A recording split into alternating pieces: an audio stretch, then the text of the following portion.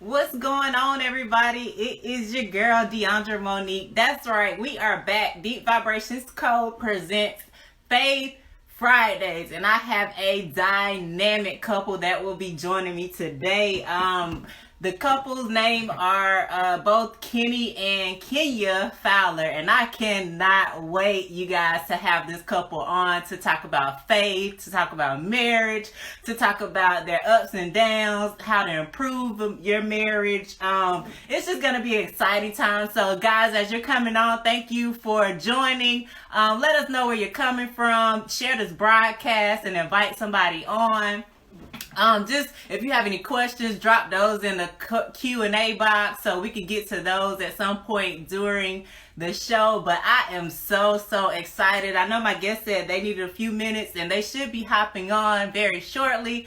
But if you don't know, I am your host, Dioundra Monique. I have started my company, Deep Vibrations Co., which stands for Destined to Elevate and Emerge Purpose, because we all have greatness inside of us. What's going on? Can you just hit that request to join button and I'll go ahead and invite you guys on. I have recently released 2 blogs. I have been waiting for God's permission to release my 3rd blog called Endurance. And I believe that he will give me direction on releasing that 3rd blog. So you guys, just let me know where you're joining from. I do want to wave, but I don't want to stick my hand all in the camera and mess up the video at some point. But I will look. Cole DK11 from Marietta, Georgia. What's going on? Jay Shantae, what's going on? Brandon Lydell, what's going on? Music Soul Fetch, Coretta, what's going on? Who is this? Lisa Chandler. Hey, how are you? What's going on? Where's the button? It should be. Matter of fact, don't worry about it. I'll invite you on. Give me 1 second. Can you? Columbia in the house. What's going on, all my South Carolinians? What is going on? Hey, welcome. Hey. Hey, how are you all today? Oh, Green Bay, Kiwi. Really starting off on a Friday with that Green Bay Packer hat? This is crazy. On green, man. On green. We Eagles over here. We fly high.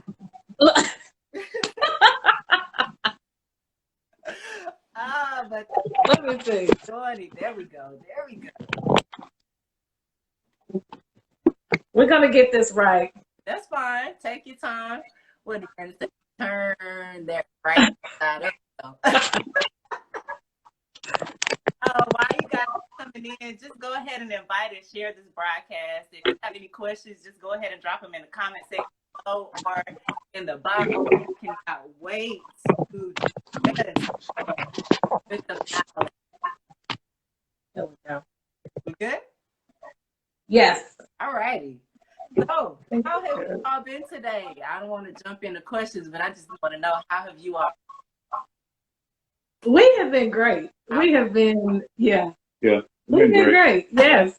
Happy Friday. Happy Friday.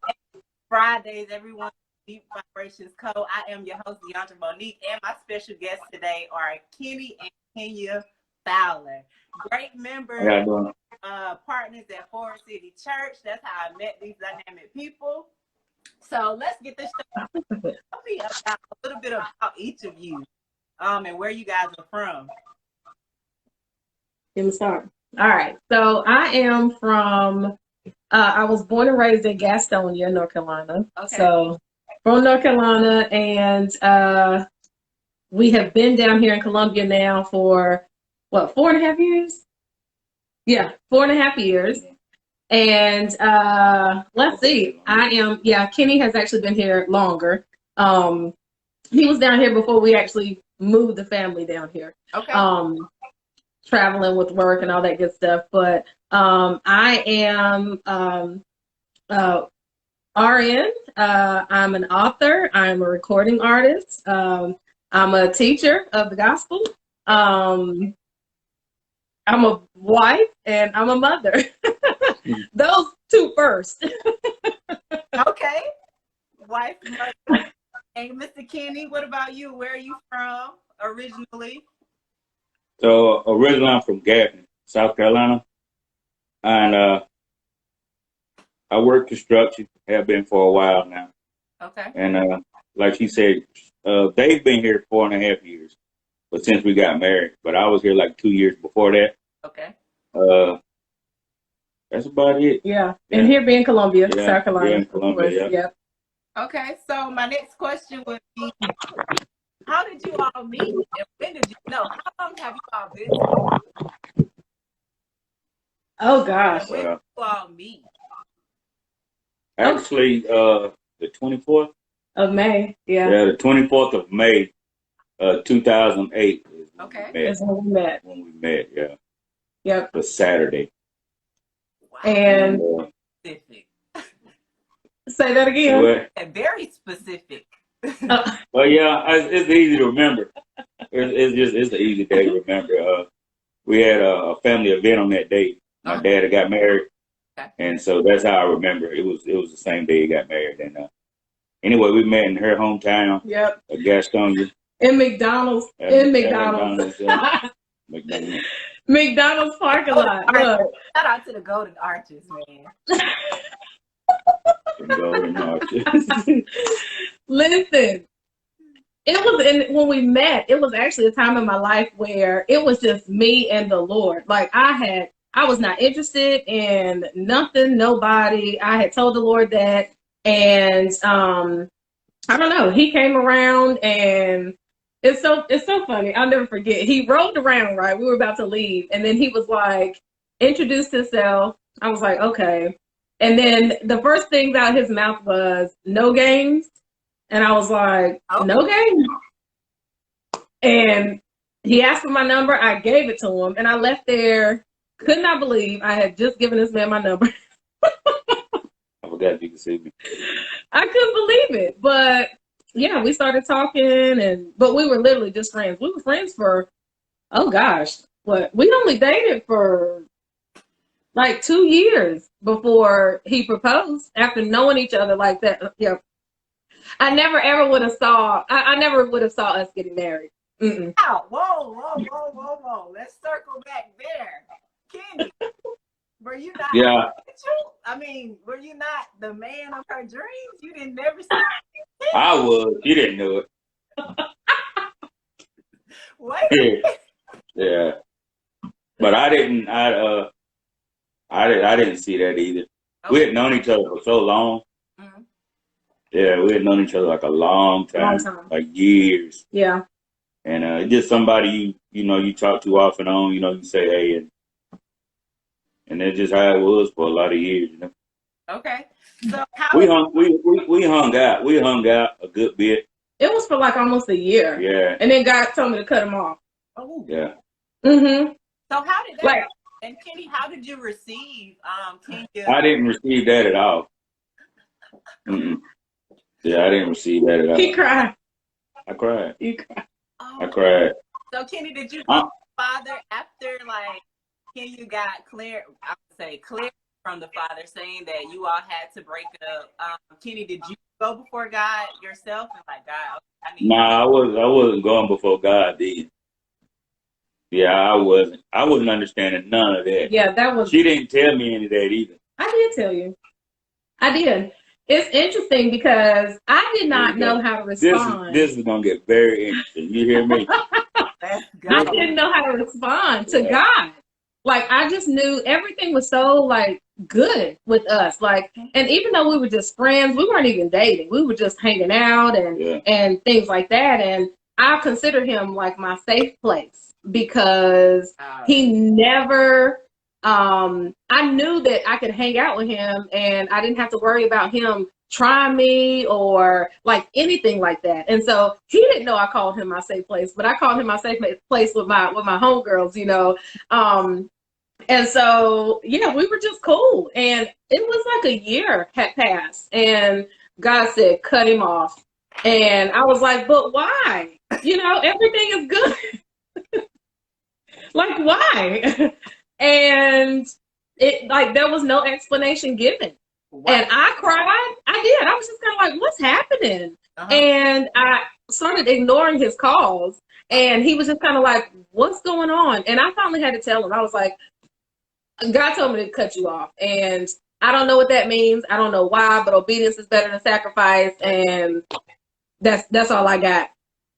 But at the point in time, like I had a lot going on. Oh yeah. On on the back burner. Yeah. I was still married. I was separated at the time. Okay. And did you know that? I did know that. It was kind of weird because I couldn't. It was very weird. I had never. It was just weird. I don't know. And it was nothing that ever like came up. I mean, we talked about it. It was kind of known. They had been separated for a while. They were actually pursuing, a divorce at that time. But not in a hurry to do it. People just separated and that's just how we were at that point in time. Okay. So it wasn't nothing. I didn't see it hindering me from living, getting the papers and all that done. And she was the same way at that point in time. But then later on, reality actually kicks in. It's just something you don't do at the point in time, but you need to do it. And so that's how that was, Okay. So, but I just go ahead. What was your first impression of Kenny? Because you said he's your safe. You figured out he was your safe place, but you didn't know you all would get married. So going back to what was your first impression? No. Yeah, it was a long time ago. Look, when I initially saw him in McDonald's that day. All right, let's just go all the way back to the beginning. When I saw him in McDonald's that day, I did not think he was cute. I was not attracted to him.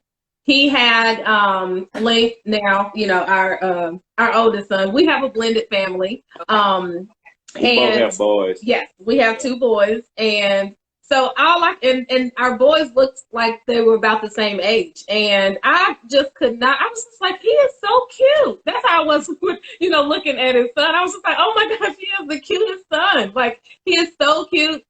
Wasn't even studying him. However, I saw how he kept looking at me and looking over at me and all that good stuff. But yeah, I wasn't. I wasn't attracted to him. Even after asking for my number and I gave it to him, I was just like, I don't know what this is about. But after hanging out together and just kind of like talking and stuff like that, I don't know. He never tried me. Like, we had good conversation. We're definitely, neither one of us are the people today that we were then. That's for sure. And even that is a whole, oh my gosh, a miracle in itself. My Lord. Yeah. Yeah. Then we had time for that. But he's all mine now. You said that. How important is it to become friends before becoming lovers? That's very important. We've known each other like 7 years before we kissed. Yeah. Because it just wasn't like that as far as, like, I don't know, sex or anything like that. Like, that was not, the most we done was hugs. Yeah. And it's something I never thought about with her. Wow. And me neither. Yeah. And I was actually surprised. We just friends. That he didn't, because everybody else did. We were just cool, we just friends. Mm-hmm. Yeah. But it's real important. It's real important. It's I can't say it enough. It's real important because you get to know more about the person. Mm-hmm. Because lust and all that is just a feeling. It's momentary. Yeah. And it's like doing something for 1 second. Once that second gone or once that minute and that time's gone, I'm just saying. Okay. I'm sorry. No minute. Okay. Fast forward. Go for it. Let's just go for it. For that time.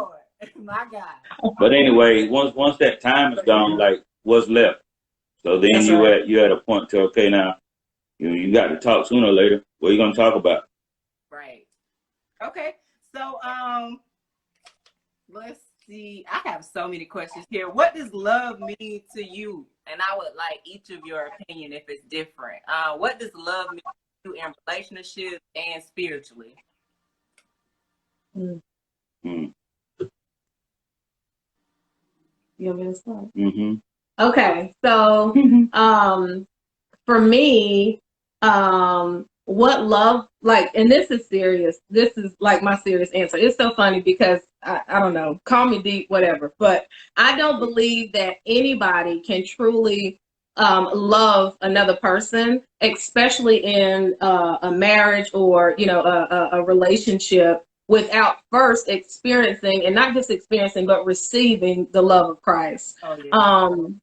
In order to, because it's in that love that we even know how to love. Mm-hmm. And it's also in that love that we're able to love beyond that agape love. Okay. Loving beyond the likes and the dislikes. You know what I mean? Being able to love beyond Coretta. But loving beyond, just the whole shallow, the shallow areas that can really cause a lot of disruption, if we allow them to. Yes. And so yeah, that's really my answer. Love means, being in it, like full-fledged, no shadow of a turning, and through thick and thin, like seriously, the vows for sure. But yeah, receiving Christ's love first. That's good. Kenny, did you want to add something to it? Yeah. What I think love is the ultimate conqueror. Ooh. Because the the love of Jesus, the love of God, it was have us all here now. So it can conquer anything, because if it wasn't for God's love for us and the sacrifice of Jesus, like we wouldn't even, what would be the point? Oh yes, come on. And so the way I look at it is, and it's the same thing like with your spouse, with anybody in general, but especially with your spouse, since we're talking about marriage right now. Mm-hmm. You got to have that love, man. It's because it'll oversee times where things don't seem like they right, or like we don't always communicate well all the time, and love will handle that. It'll take care of that. It's what it does. So love is very important, but the love of the Father is first. My wife know I love her, but I mean, I love my man. I love God. So it's the back and forth. It's being able to receive God's love and be able to give it back to Him, and it'll help you be able to give your love and receive your love from your spouse. So. Oh, that's good, man. Okay, chills with those answers now. So, do you feel marriage is an assignment from God with your purpose partner? Oh my Lord! Wow. Repeat that question. Do you feel marriage is an assignment with your partner, with your purpose partner? I absolutely believe that marriage is an assignment. Yeah. It's an assignment first. This is our first assignment. Okay. And in order to be fully effective in every other assignment that God has for me, for him, and for us collectively, as a unit, we have to first know that that this is our first ministry. This is, our first, this is where it begins. If you can't minister at home and be effective and be pure and, and have home set, listen, this is why it's so interesting, because we see in the word how God himself, Jesus relates the body of Christ as his bride. Yes. Right? It's the same thing, because we're literally the first ministry, and just the way, Jesus initially, gave his life, that was, full ministry, that was full unconditional love, right? And literally giving himself.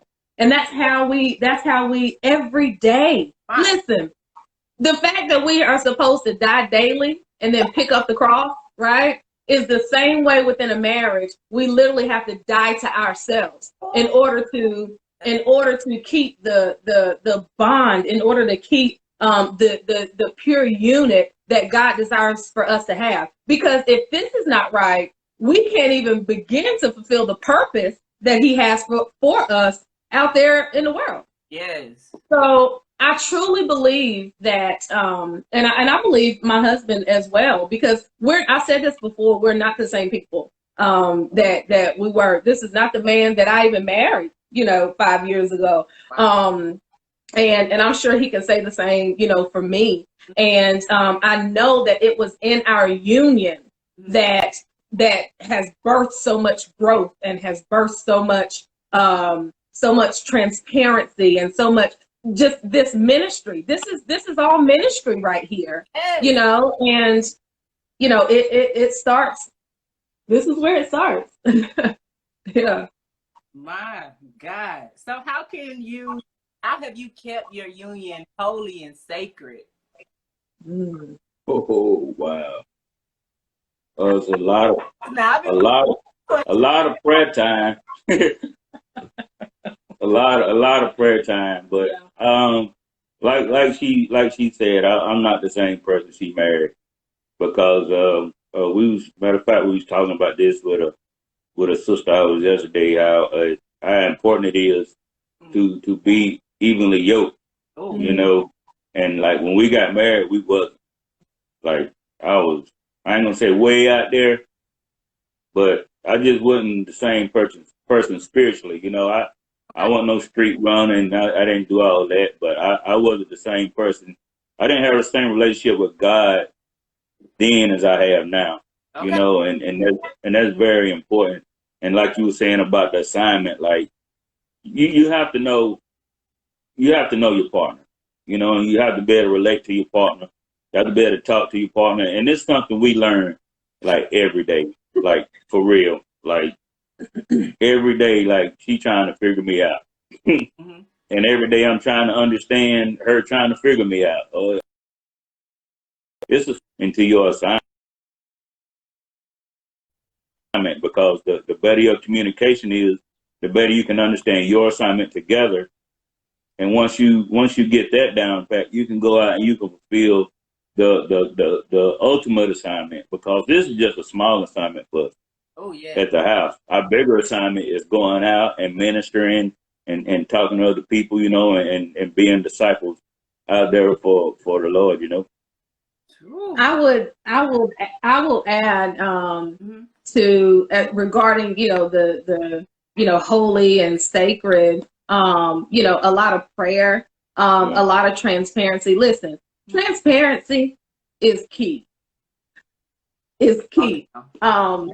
We actually did a Devo together that we finished. It was a marriage Devo, but one of the days, the title was how secrecy is an enemy to intimacy. Oh, stop going to my questions.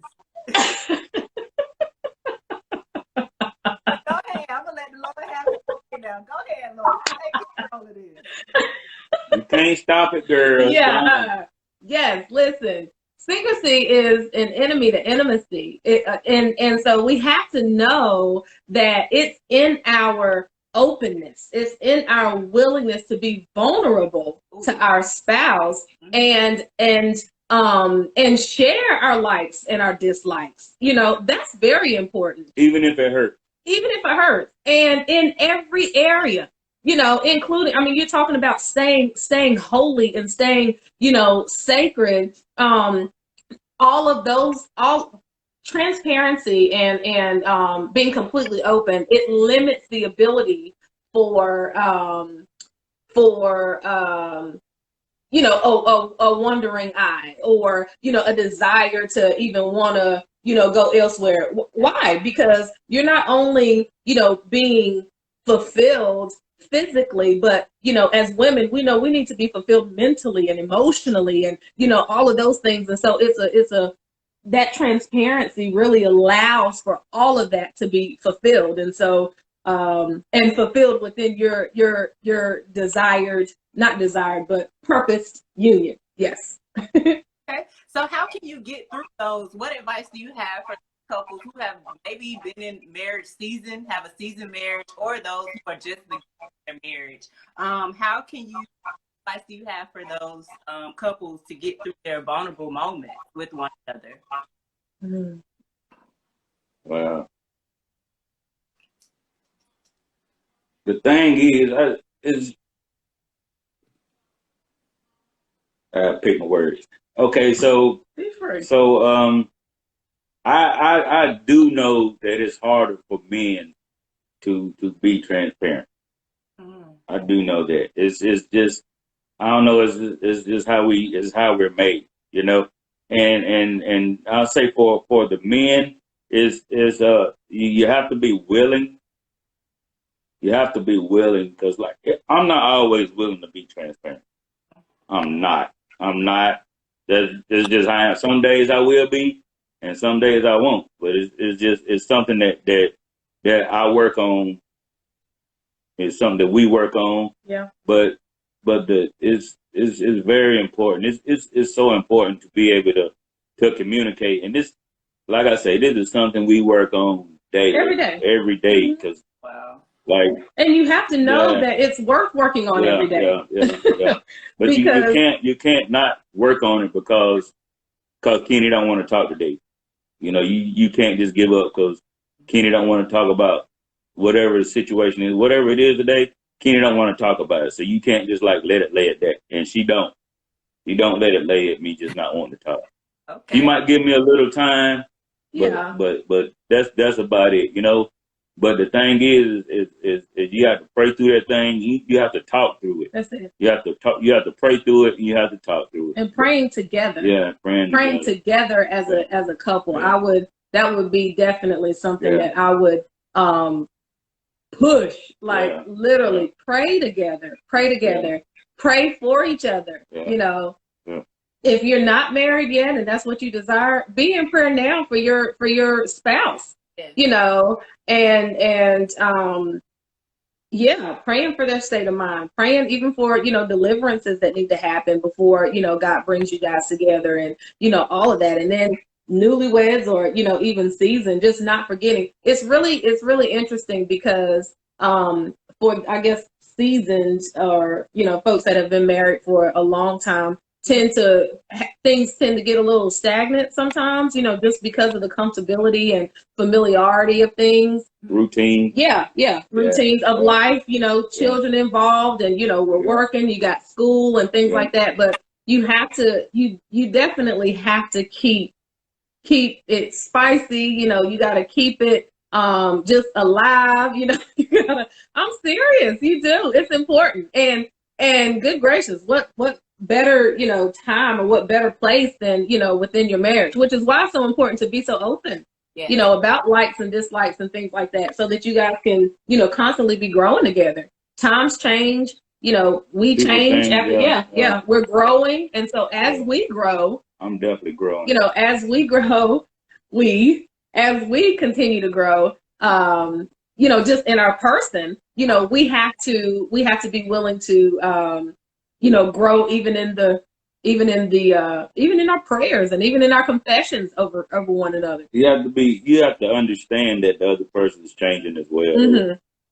You have to understand that person's not the same person you married 5 years ago or 10 years ago. So things change daily, and it's a renewing of your mind. It is. It's a renewing of your mind, just to know that you're not the same person today as you was yesterday. Nice. Yeah. So that's gonna bring me to my next question. How do you all keep yourself grounded in the relationship or marriage while not losing yourself in the process? I'm sorry, Dioundra. You broke up in the process. So grounded? How do you all stay grounded? And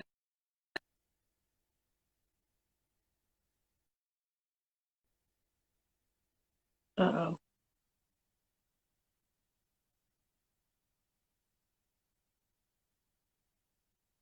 We can't hear you. It's, look at Kaya. Can't hear you. Can't hear you.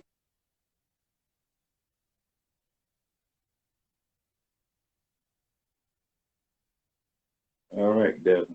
We're cutting up. Mm-hmm. Yeah.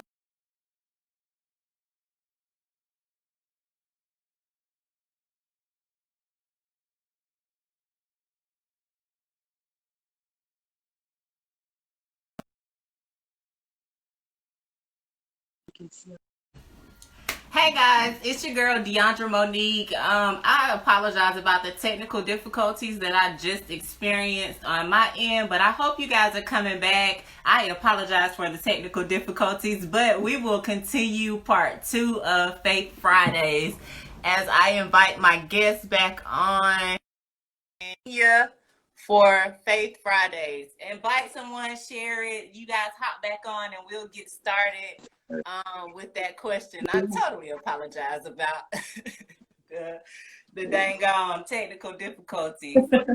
So did you all hear my last question? Repeat it, please. It was breaking up a lot. How do you all keep yourself grounded in your marriage without losing your individuality? Hey, I don't think we can. I don't think we can. We have to. We'll lose our individuality. No, she's saying without losing it. Without losing your individuality. I thought you said lose our individuality. No, without. And keeping ourselves grounded. I think. Right.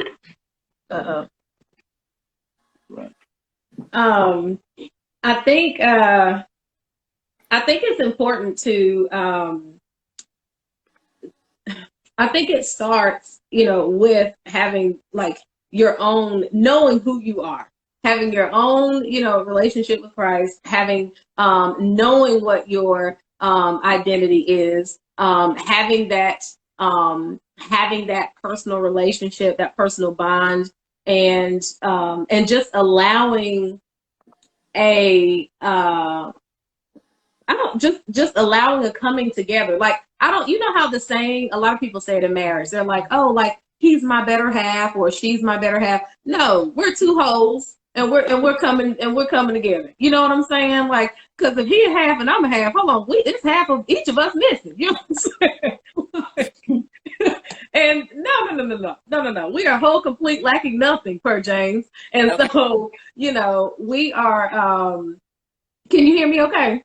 I can. I'm trying to pin this comment. Oh, okay.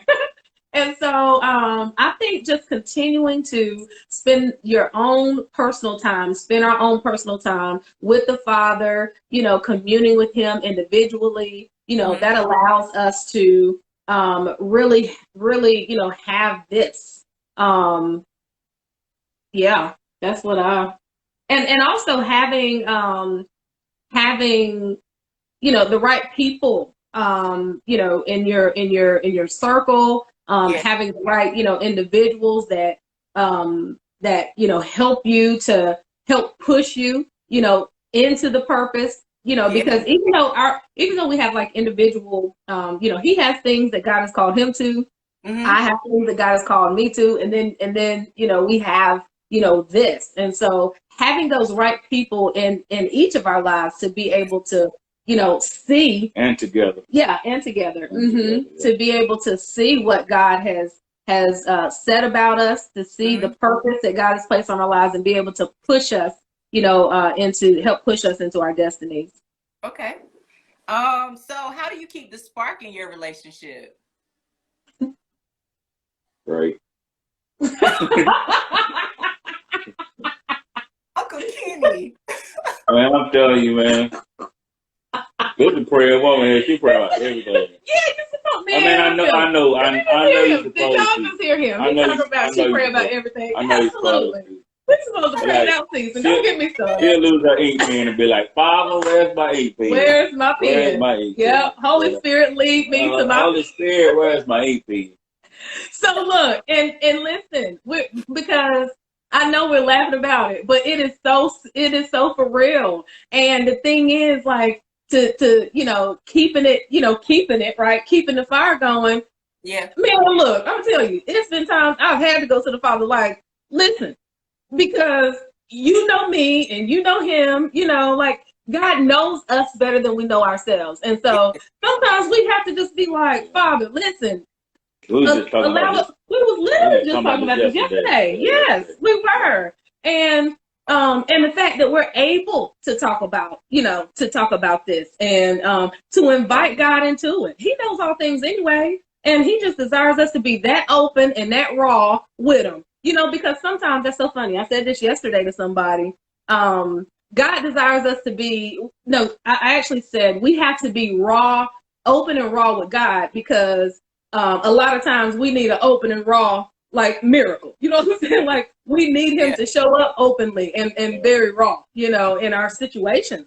And so, shoot, ain't no time to... We were just talking about yesterday, like, we're not the same people. So something you might like today, it might not be something you like tomorrow. Yeah. Oh, and that also reminds me, in the beginning of our marriage, one thing that we done was we made an agreement with each other that, and we have to, we haven't reminded ourselves of this in a while, but we're gonna do it now. We made an agreement with each other that if either one of us started doing something that we typically didn't do, or we stopped doing something that we typically would do, and it was kind of, out of line or not necessarily out of line, but it was different and we noticed it about each other, we would bring it up. Like, we would mention it. Like, what's okay, honey, you used to do this. Like, you don't do it anymore. Like, what's going on with that? Or, you didn't used to do that, but now you do that. Like, I didn't know you were going to say that. We'll remind each other later, not now. I was just saying, I said we'll remind each other now since you brought it up, but not now. But that's actually something that we've had to fall back on that. Like, and we've done that in the past, like we were just talking about this yesterday, though. Yep. Like, for real. Yeah. But everybody changes, Just really, continuing everybody to stay changes, open and be able to talk about it. That's so important. That's so important. And sometimes it's easier said than done to talk about it. Oh, absolutely. But it's necessary. Necessary. Yeah. So have you all ever faced in a good situation or opportunity, but it wasn't the God opportunity for you all?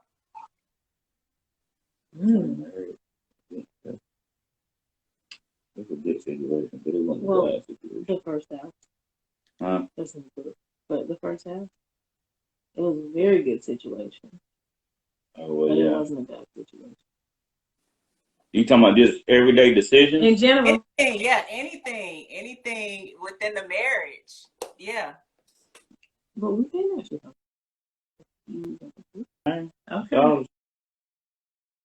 Okay. I had a phone call. I don't know who that was.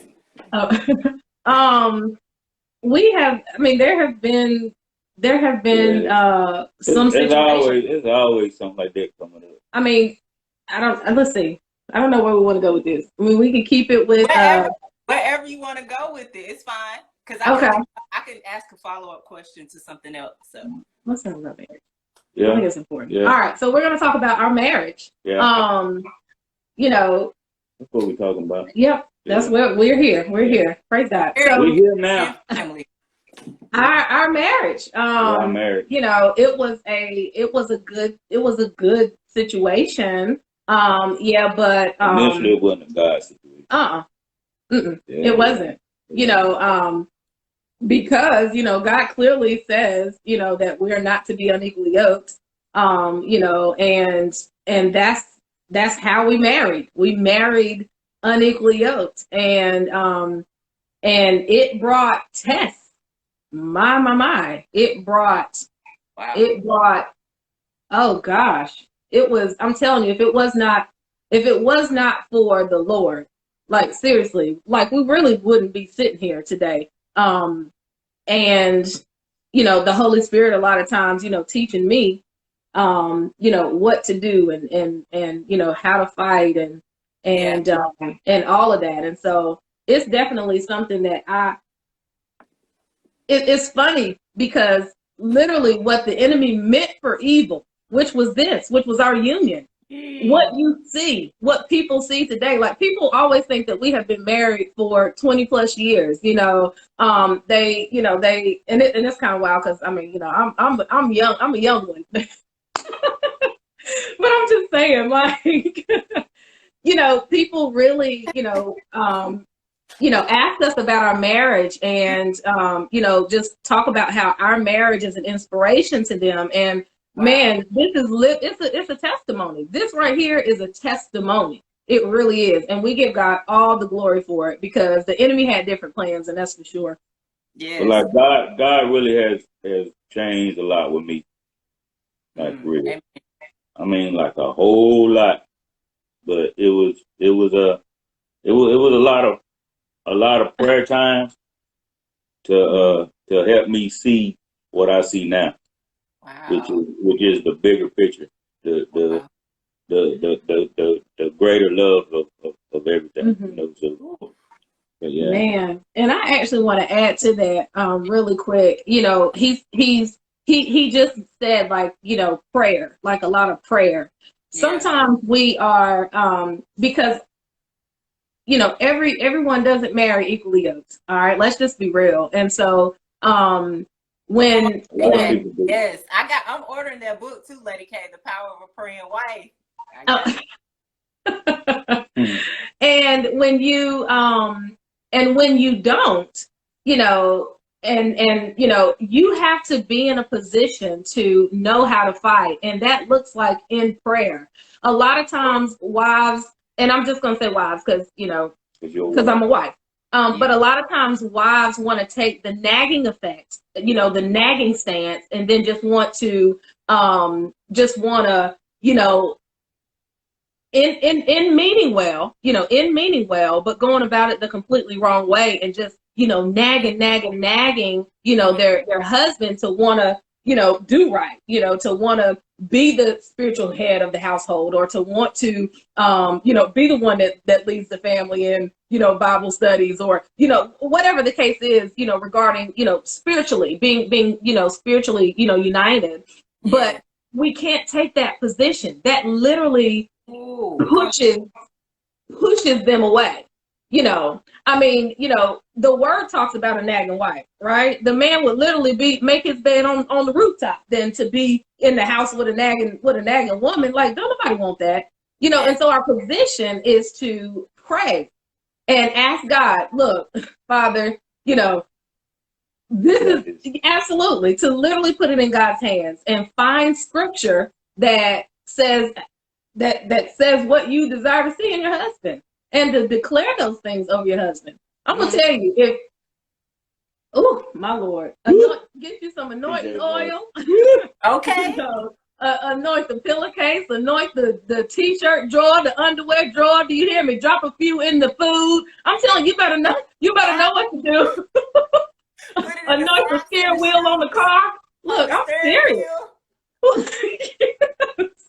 Listen, this is for real. This is life, for real. Oh, my goodness. So, I'm sorry. I had a moment, guys. My bad. I'm sorry. All right. Woo, Jesus. Has the process been difficult at any point throughout the marriage? Talk about food, though. Kamar said food, though. Has the process been difficult at any point throughout you all's marriage in expressing your love to one another? Yeah. Men, funny. And this is, I can say that because but we just funny acting. We don't express emotions and feelings well. Okay. And men me and my brother was talking about this a while back. That I don't know, it's something that's taught by men from generation to generation, you know. But yeah, it's been some times. I'm getting better. I'm getting better. Absolutely. But like we continue to say, I'm not who I was. We're not. Yeah. We're really not. Yeah, but I'm really not who I was. I don't, like I say, I don't speak my mind all the time, and it's something I'm working on as well. But to stay bottled up all the time about everything, it's not good at all for your marriage and for your relationship. Yeah. Yeah. Just trying to get there. But yeah, it brings a whole lot of aggravation when you don't. Sometimes anger. You know, just not being able to express yourself, and then we just talking about this yesterday. But we always talk about something. We are. Yeah. But that's the process of wanting to be better and get better for yourself and for each other, you know. I would say my biggest, I think the most crucial point in our marriage where it was really difficult for me to really show him, you know, love or affection or whatever was when we were really going, when we were like after, you know, listen, let me, because there's the wedding, and so many people think that marriage is about the wedding, and not realize that after all of that, when the music stops, like people say when the music stops, then now there's life together. Yeah. And so we began good, but then God began, because I compromised a lot in our dating, and you know, in the beginning of our marriage, and God literally snatched me up. Like he literally checked me, and he told me how you know, if I didn't get myself together and I didn't you know, stop compromising, then my entire family was in jeopardy. And and so it was at that point that I literally had to you know, go back before the Father, like for real, and quit compromising and all of that. And so what that did was initially it drove a wedge, you know, between us spiritually, huge. And because we were so spiritually disconnected, it caused natural, different, completely different. Yeah. It caused a natural disconnect. Yeah. I had no desire to, you know, show him affection or anything like that, because I was so disturbed spiritually.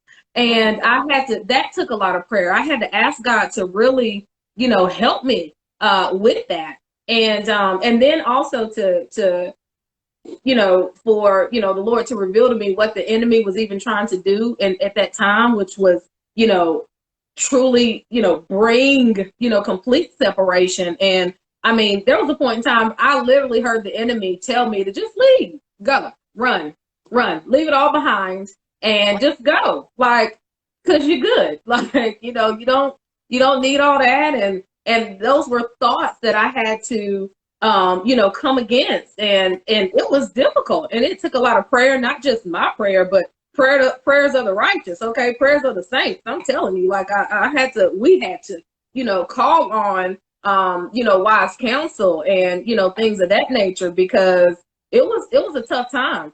It was interesting because it was complete spiritual warfare, and that's what a lot of people tend to miss is what's going on. They're looking at the individual like, you know, well, you doing that bothers me or gets on my nerves or whatever, you know, but what's the underlying thing? You know, what's the underlying root? You know, is it spiritual? And if it is, we need to fight spiritually, you know, because the weapons of our warfare aren't carnal. But yeah. But in the meantime, I'm still not knowing what's going on. And he wasn't aware, just because he wasn't even in a position to even like be aware. Yeah. Wow. The growth that has taken place within my amazing husband, man, I'm telling you, has just been exponential. Like God has done a whole new thing within my husband, within our marriage. I mean, there was a point in time, you know, we're talking about not really connecting and stuff. There was a time where he literally told me that he had no desire to lead our household spirit. He had no desire to be the spiritual head of our household. Well, wait a minute. That goes against the way that God created this thing. You know? And so even with that, I done what I knew to do, you know, and continue to call him the head of our household, to continue to things. Girl, yeah, absolutely, as though they were. Listen, and this is the fruit. This is the fruit of the word spoken. Do you hear me? This right here, this whole interview, this love, this unit, this bond, it is the fruit of the word spoken. It is.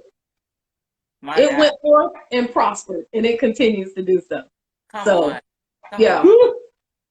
So you, I want to go back because you said you compromised a lot for Kenny. So what does that mean for a woman to compromise for her purpose partner? And the second part of that question is, how do you know that you're supposed to be with that person, like your purpose partner? How do you know when it's that person you're supposed to compromise yourself for? Okay, so we're just gonna be real. As we do, all right. To be honest, I don't you should never compromise, because the compromising that I was doing personally was I was reverting back to old ways that, you know, I knew were wrong, such as watching things on TV that, you know, I typically did not expose myself or, you know, my son to. Even drinking. I had gone back to, you know, drinking, you know, alcohol a little here and there. I mean, all of these things that I knew better than, you know, smoking. Let's go back, you know, smoking cigarettes. I, you know, had reverted back to that, and just things that were so outside of you know, who I knew I was, you know, in Christ, and being pleasing to him, and also not speaking up. I think the biggest thing was not really speaking up for the word, or not really speaking up for the things that I knew was right, for the sake of keeping peace. Hear me. For the sake of keeping peace within my home. However, what got revealed to me was, but what you're missing, daughter, is you're thinking you're keeping the peace, but no, you're literally pushing away the peace that actually surpasses all understanding, because you're pushing me away. Man. Yes. And so how do you know? You know,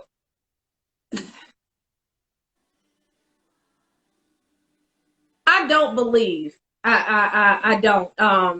Because of where we were, the fact that we were so unequally yoked, you know, we got married because we wanted to get married. It wasn't a call from God.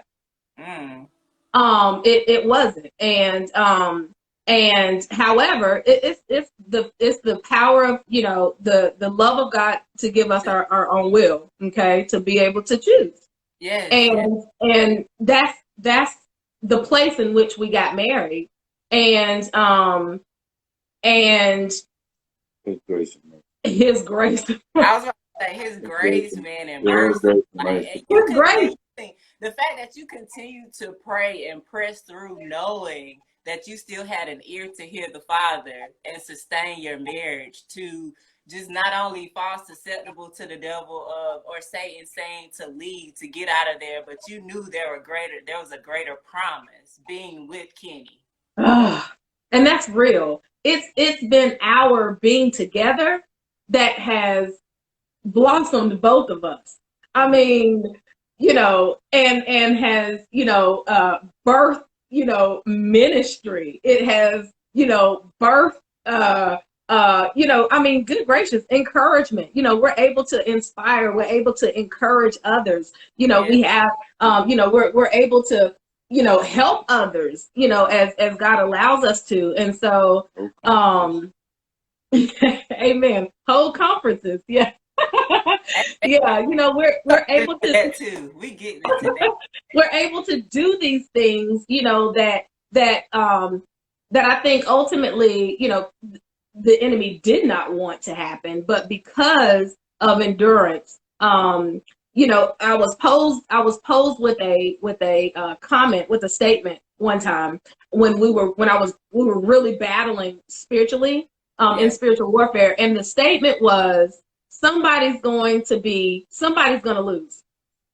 It's either going to be you, talking about me, or it's going to be the enemy. But somebody's going to lose and somebody's going to win. That's so good. And so at that point in time, I was determined, because I knew that Satan was already defeated. Yeah. And I knew I was determined that I was not going to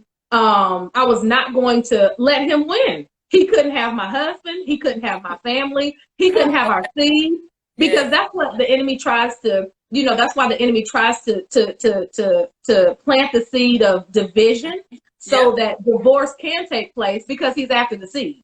Hear me. He's after the seed.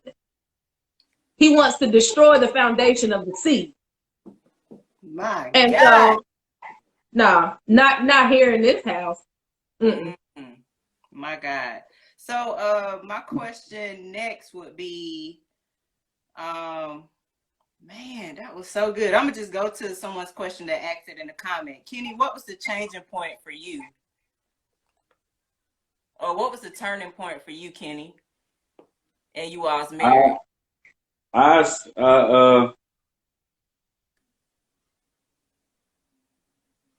don't know. Before we got married, I still say it. We Fowlers. We don't go around you. We don't juke. We don't spin move. We run over the top of you.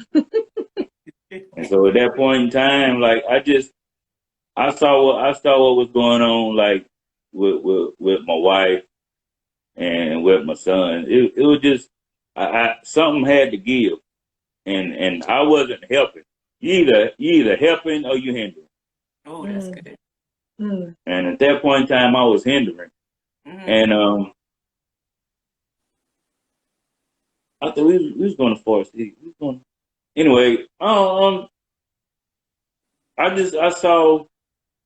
I don't remember exactly what it was, but I remember sitting down with them and telling them that I was the one that had the house out of whack.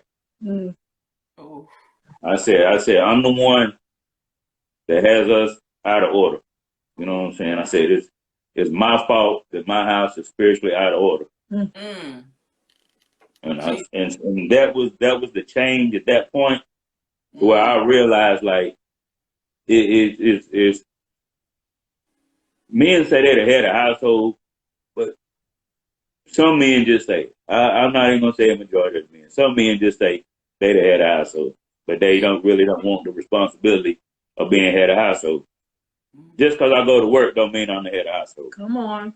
Or just because I bring home, I'll just say just because I go to work don't mean I'm the head of household. It's not what that means. It's more to being head of household than hitting the clock and coming home and kicking your work boots off and asking what dinner is. You know, there's more to that. And I just saw my family not being as happy as we supposed to be because of me. And so that was the thing. And so I just go ahead. At what point did you fully surrender to God, knowing that? And how did your process of what was your process of surrender looking like? How did your process of surrender? It looked like me being stretched out on the floor at the museum when Forest City was at the museum over there. Oh God. That's what it looked like. I was stretched out on the floor. Wow. That's what my surrender. I can't speak for nobody else's surrender. But my surrender was me stretched out on the floor over at the museum when we like a little while after we started going to Forest City. Wow. Yeah, it is. Yeah, what did it look like? Yeah. So yeah. Okay, so I want to dive into a very personal question and a very personal experience with you all because I know it may have altered you all's marriage a bit, but it's also something worthy of showing just how miraculous God is. And that he's such a loving and caring and graceful God. Kenny, I know you just survived a horrific car accident. So Yes, how has ma'am. how has the survival of that accident changed your mentality and your marriage? And how has it brought you all closer to God and one another? That's so good. That's such a great question. It is. Yeah. It is. Mm-hmm.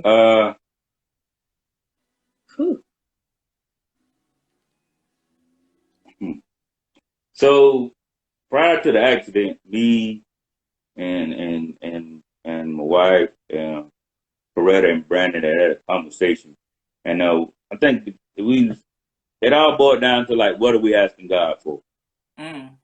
And my what I was asking God for was to hear Him more clearly. Ooh.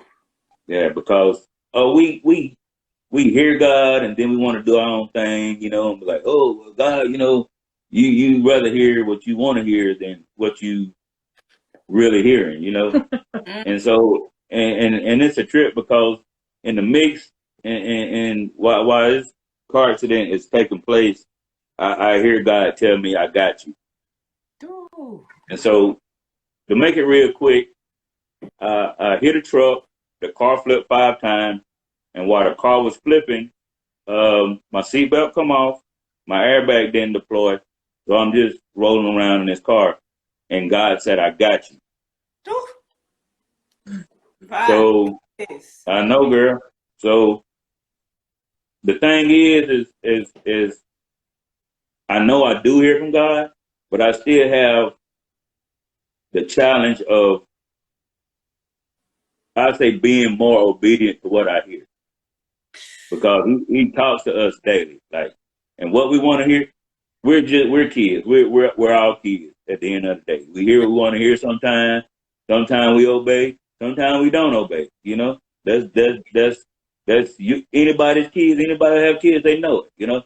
And I learned real quick when I was in ICU that I don't have complete control. Ooh, my God. Yeah, because I could do nothing for myself. Nothing. Mm. Nothing. No, I couldn't get up by myself. I couldn't sit up by myself. I couldn't do none. I couldn't do nothing by myself. Mm. So at that point in time, I realized that my strength is not my strength. My strength is the strength of my source, Yes. which is My God. God. So My God. Woo. that was that. Our marriage, Mm. and it's something like from Golly, man. January, Woo. February, March, April, May. This is going on 4 months that I've been, since the accident, and I still been out of work, but I still reach for stuff I can't do. I still try to put on my shoes and bend up I can't do, and I'm still reminded daily by a renewal of my mind Mm. that I'm not the source. And as hard headed as I am sometimes, he don't mind reminding me that I'm not the strength. And so with our marriage, I realized that this is a good helper, because I could not do nothing. And I was Mm. telling her, like, I just sit there and shake my head. I'd be like, I can't even wipe my own bottom. I can't scratch my own back. I can't do nothing. And like Mm-hmm. the whole time, like, I'm like, you can go home. I'm not going. I'm not leaving. She go home and get some clothes and right back. I'm talking about, well, she came home one time. It was like a 2-hour drive. Yeah. Almost a 2-hour drive, because I was in Augusta, Georgia, at the hospital. And she come Mm. home, she was right back. But I realized then, I already knew it, but sometimes, it's like sometimes you'll take a picture and the sun is up, but you still need a flash. Ooh. Even though the light on, sometimes you need more light. Man. And that's how it was with her. When I saw how much that it's like a elevation of love, you know? It's like you got love and then you multiply it times 10. And then you got love times 10 and then you multiply it times 10. So that's how I just, my bad. But that's just how it's been, you know? Yeah. I don't know if I answered all the questions, but I don't know if I answered like every part of your question right there. But with our relationship with God, with my relationship with God, it elevated my relationship with God. It definitely did that in those ways, you know, and it continues to go because I don't know. We was talking yesterday, and like we was talking about certain books of the Bible, and I'm always drawn to Exodus. I'm always drawn to Exodus because they was in bondage, and that's at some point in time in my life, I was just in bondage, and even though like them people was ignorant of their bondage. Wow. Like they wanted to go back. Yes. Yeah, they wanted to go back to the bondage that they was freed from. Wow. So anyway, yeah, I cry like a baby. You're fine. You're fine. Praise God. Have your way, Lord. But anyway, like I said, I don't know if I answered all parts of your question, but that was how me and God became. Well, I became closer to God's eye to eye. Mm-hmm. Like sometimes you have to grab your child and be like, look me in my face, or sometimes like look me and let me tell you what I'm saying. So you can hear me clearly, so you can listen to what I'm saying. Jesus. And that was a moment right there in that car as it was flipping that me and God actually he did what he did once again, you know. And I wouldn't be where I am without my wife. You know, my parents they helped a lot, you know, my pops and him, they helped a lot. And anyway, this my helper right here. I wouldn't trade her. He gave me something. Yeah, he gave me a helper. Yeah. Did you have anything to add to that? How you all's relationship changed and how it was strengthened based off the accident? You know, it's very interesting because and how God will, you know, he will make us lie down, okay, in green pastures. But he does that so that we can be restored. And that's how I look at his accident, you know, because of all the you know, running and working and, you know, being the provider and, you know, being the source and, you know, all of that, you know, God allowed this to take place so that now we could be still. And we could be still before him. And one thing that I know, it was amazing to me because, I'm sorry, because when we got,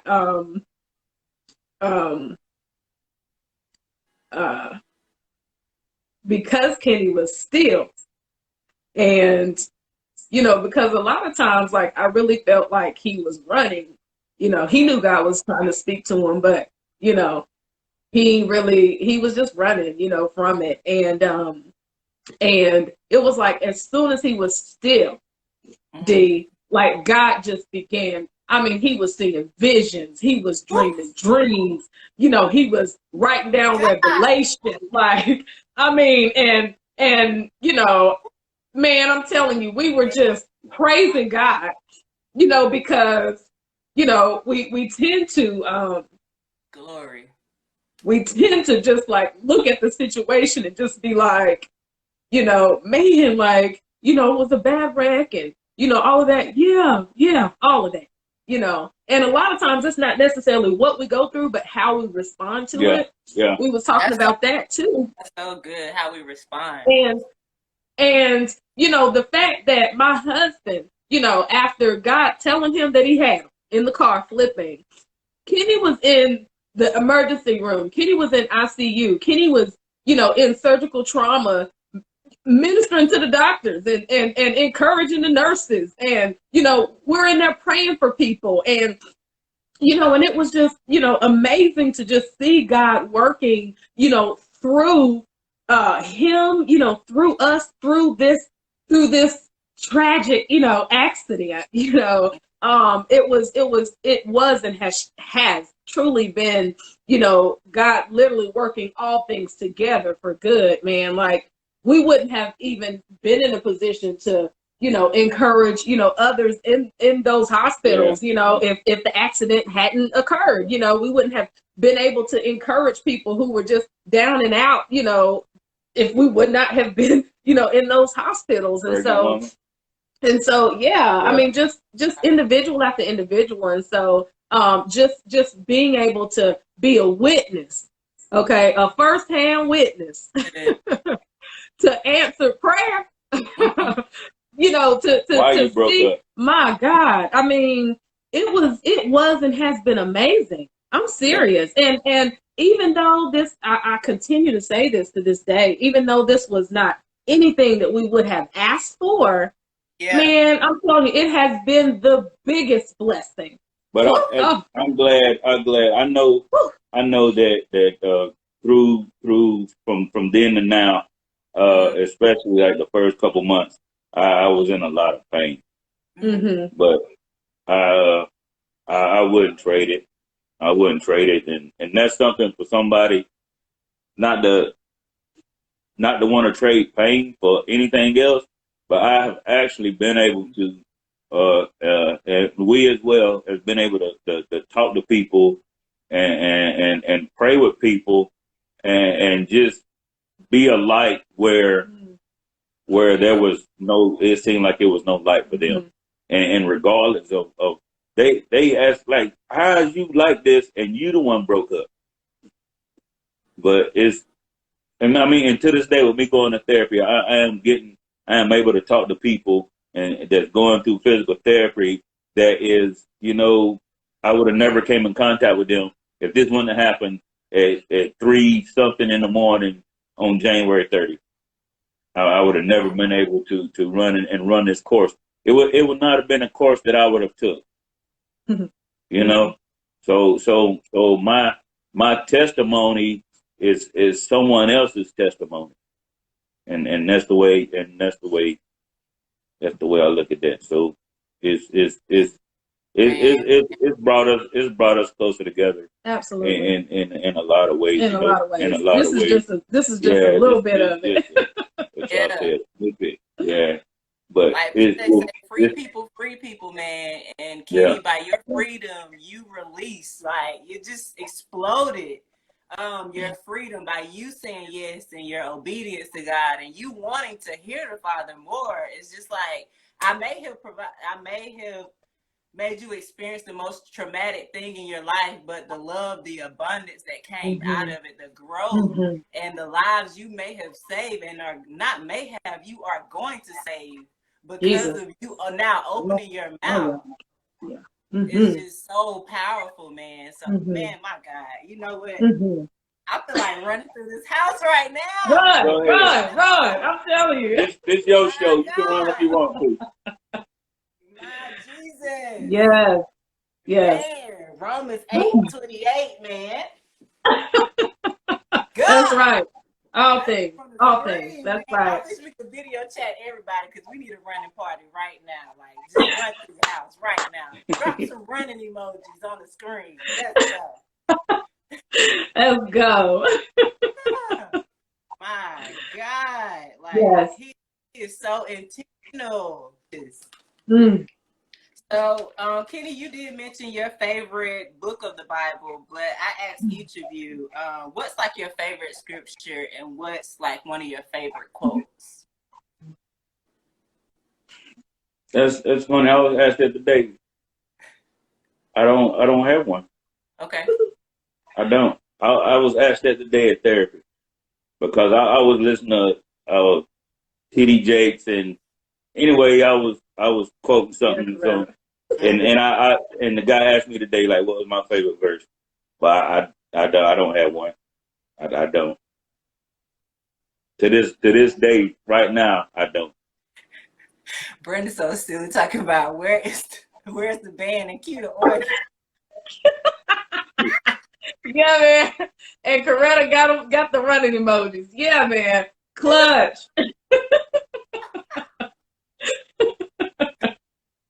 Yeah. Let's go.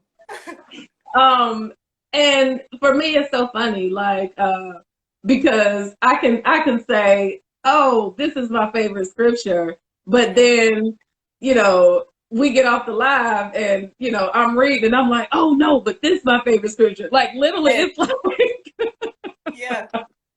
I have a lot of favorites. And so, yeah, I can't say that, this over this. To be honest, whatever scripture I'm standing on at the time for my situation is my favorite. You know what I'm saying? It's situational. Yeah. It's situational. That one is my favorite. You know what I'm saying? Because I'm standing on it and I'm expecting it to do what it's supposed to do. So it's my favorite. Yeah. I mean, I woke up yesterday morning with some printed scriptures on about 5-6 pages. I'm like, what is this? Oh, yeah. Yeah. Yeah. But I'm telling you, I love the word, and I know it works, but you got to work it for real. As long as it stays closed in the Bible, it's no good for you. You got to open it, you got to read it, you got to meditate on it, and you got to speak it and declare it. You got to work it. So yeah, all scripture is my favorite. Yes, that's so good, man. That is so good. Brenda says it's situational. It's situational. Never feel it. Amen. Yeah. Come on, Brandon. Yeah. You can always know that Brandon gonna give you a word anytime. Yeah. So do you all prefer counseling or prayer? Wow. My Lord. You know what? It's so funny because I know the way that you're asking that question, but the way that I think about it is, when we pray, that is counseling. We're seeking counsel from the counselor. Oh my God! And so, and so.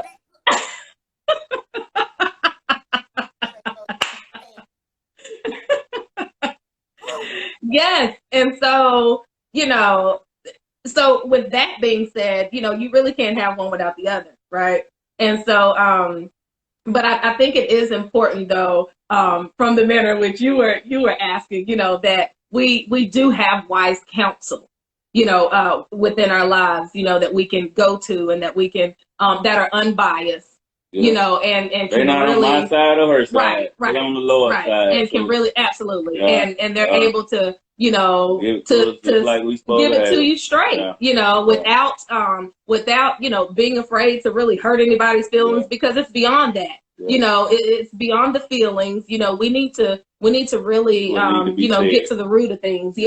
And grow past that. And so you can't have that with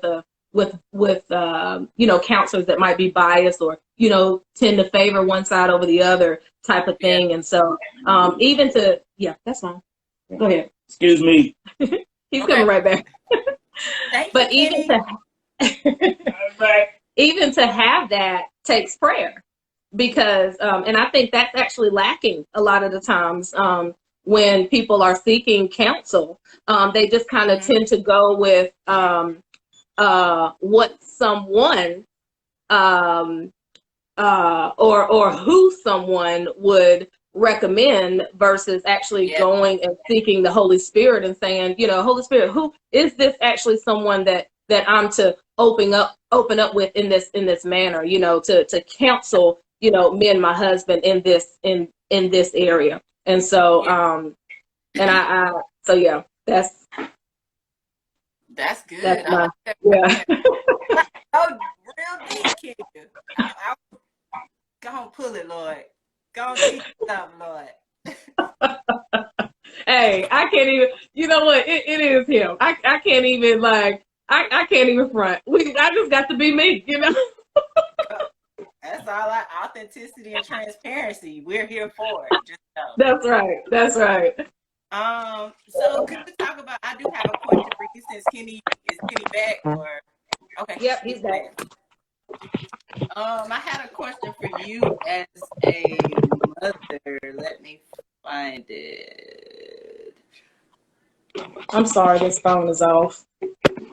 You're fine. How was it blending you all's family? Okay, say that again. How was it blending you all's family, becoming a blended family? Like, that was easy. It wasn't no problem. Was there any issues with the ex-wife or anything as soon as you all were married or anything? No, that was seamless.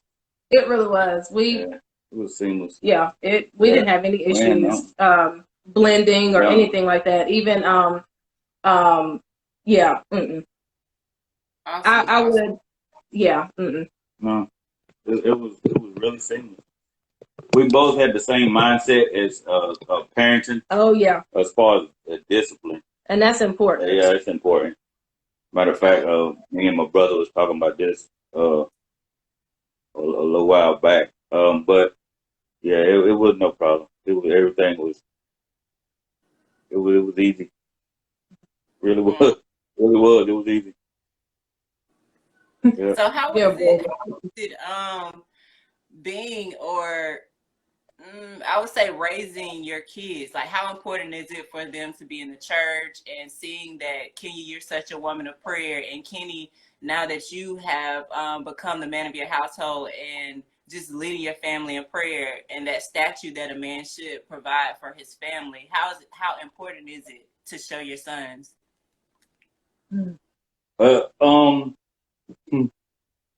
This, well, I tell you, we had these conversations all the time. It's very important, and me and Brandon was talking about this a little while back, that you want to build leaders of the future, you know, as far as, you know, you raising your kids. But if you look around, like the leaders of the future right now, they're not God lovers. You know, they know God, but they don't follow God. So that's good. Basically, like God it's an order. It's an order, and like she said it before, it's God, is my wife, and then it's my children. You know, and as long as I maintain and follow that order, my sons will see what they need to see. That's good. Now when I used to drink, I used to smoke, you know what I'm saying, and once those things dampered away, you know what I'm saying, and they see, because your kids, they as long as if you show them, and even though they don't say nothing, they see. Oh yeah. Yeah, they see. Oh yeah. They see. I don't care if you think you hiding that. When they come around and you know you putting it behind your back, or you know you fan the smoke, you know what I'm saying. Regardless, they still see regardless. Yeah. So whatever they see is what they're gonna follow suit to. You know what I'm saying. If you show them an abusive husband or abusive man, that's what they're gonna follow. If you show them a man that cheats on his wife, you know what I'm saying, and that's what they follow, unfortunately. And those are generational curses that has led people from years back. You know what I'm saying? But the thing is, as long as you follow God and you follow the order that is supposed to be in your house, God, my wife, and then my kids, your kids are going to see how much you love your wife. Your kids are going to see how much you love God. Yes. And in return, I mean, even if they go astray, they know. You know what I'm saying? They know, and they if they do go, they'll come back. But the thing is to follow the order no matter what. No matter what, follow the order. And lead by example. Yeah, lead by example. Yeah, because I love my wife. I love my wife. It's we don't see eye to eye all the time. We don't see eye to eye all the time. We don't. But I'm gonna tell you, I wouldn't. It can't nobody else do this here for real. Wow. Yeah. Amen. But the thing is like I said, is to follow the order. Amen. Follow the order. It's an order. Everyone needs order. Yes. Yeah. Everyone needs order. That's the whole thing about world and society itself. Everybody needs order. Yeah. Coretta, we know you know your wife, bro. Brenda said they know. That was in my shouted low voice. Hello. They know. Yeah, they know. They know. All right. How important is it for you to show your son a woman of prayer and be a woman of faith? Be the example of a virtuous woman in your household? It's life to me. Ooh. Like, I can't even say, oh, it's very important. No, it's life. And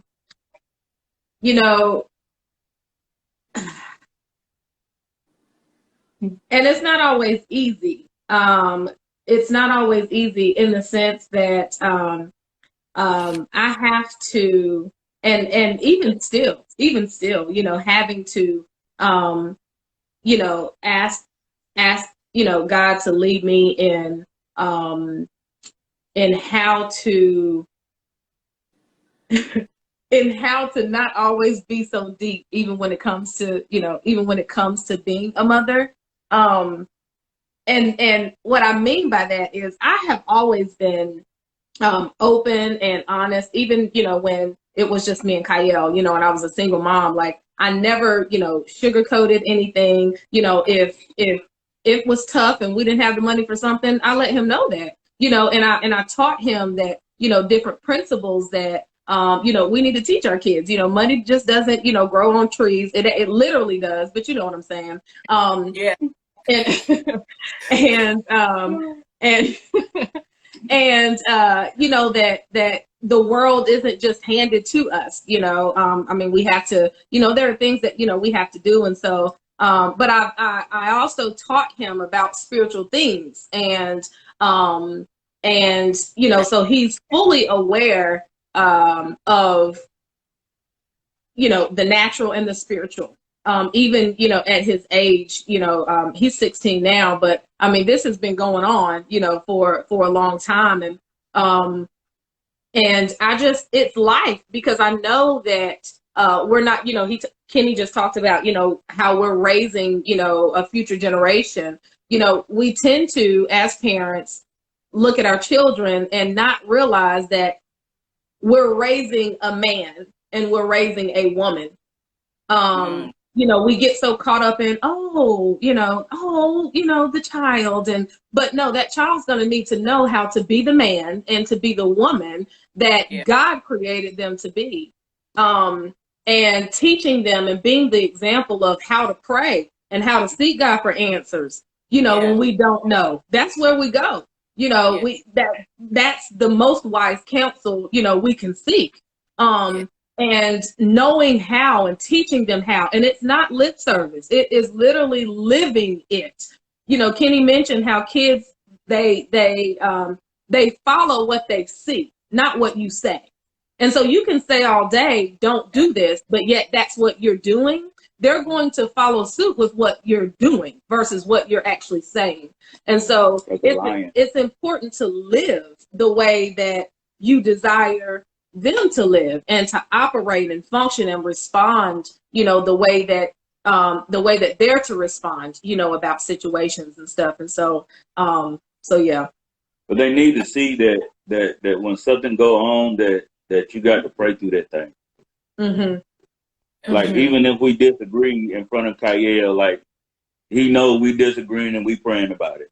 Yeah, like You know, like really, like he know, like, and like we both give him different sides of like what we see. So that way, when he come into the situation as being a father, as being a husband, as being, you know, a best friend, a spouse, you know what I'm saying? How to go about those things and how to handle them, you know? Yeah. Don't just sit here and you know, just disagree and you close the doors, you're on opposite sides of the room. And you not talking, you know, like, you know, that's not how it goes. You know, that's not how it goes. You have to sit down and be transparent and chop it up and be like, okay, like, and I'm gonna tell you, like, if we're not agreeing, like, you can hear her talking to the Holy Spirit on other side of the house. You know what I'm saying? I'm outside in the garage, and she talking. Put my business out the street. Everybody in the cul-de-sac. I'm just kidding, but you can hear her like. But the thing is the importance of teaching your kids that and I tell him that when we don't agree all the time, like, this is your mom's point of view, you know, this is my point of view, you know, we still love each other and we still got to talk about this thing, you know what I'm saying? And we praying about this thing and God gonna work it out how it's supposed to be worked out. And it's not gonna be because this is what I think. Kenny, hold on 1 second. Hey, you guys, this is part 3 of Faith Fridays with the Fowlers. We are going to wrap it up. I just want to ask a few remaining questions with the Fowlers, and then we will be done. I apologize if we are carrying on the series for so long, but I hope you guys are enjoying each and every moment of this series. You guys come on back so that we can finish the interview, and hopefully the Fowlers are joining so that we can complete this interview. If they have a little bit more time, I want to just jump into a few of the remaining questions that I have for them. So, hey, littles, thank you guys for coming back. And I'd like to invite you all on while we're on here for Faith Fridays as a couple. So just let me know when you all schedule permits, and I definitely want you all on. Mr. and Mrs. Brandon Little. Let me put in the chat so I can pin the comment. Faith Fridays part 3.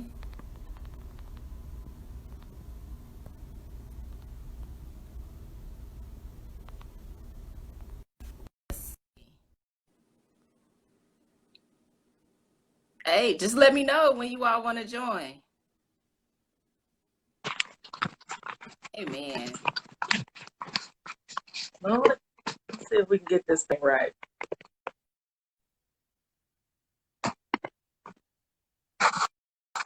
Can you hear us, Dioundra?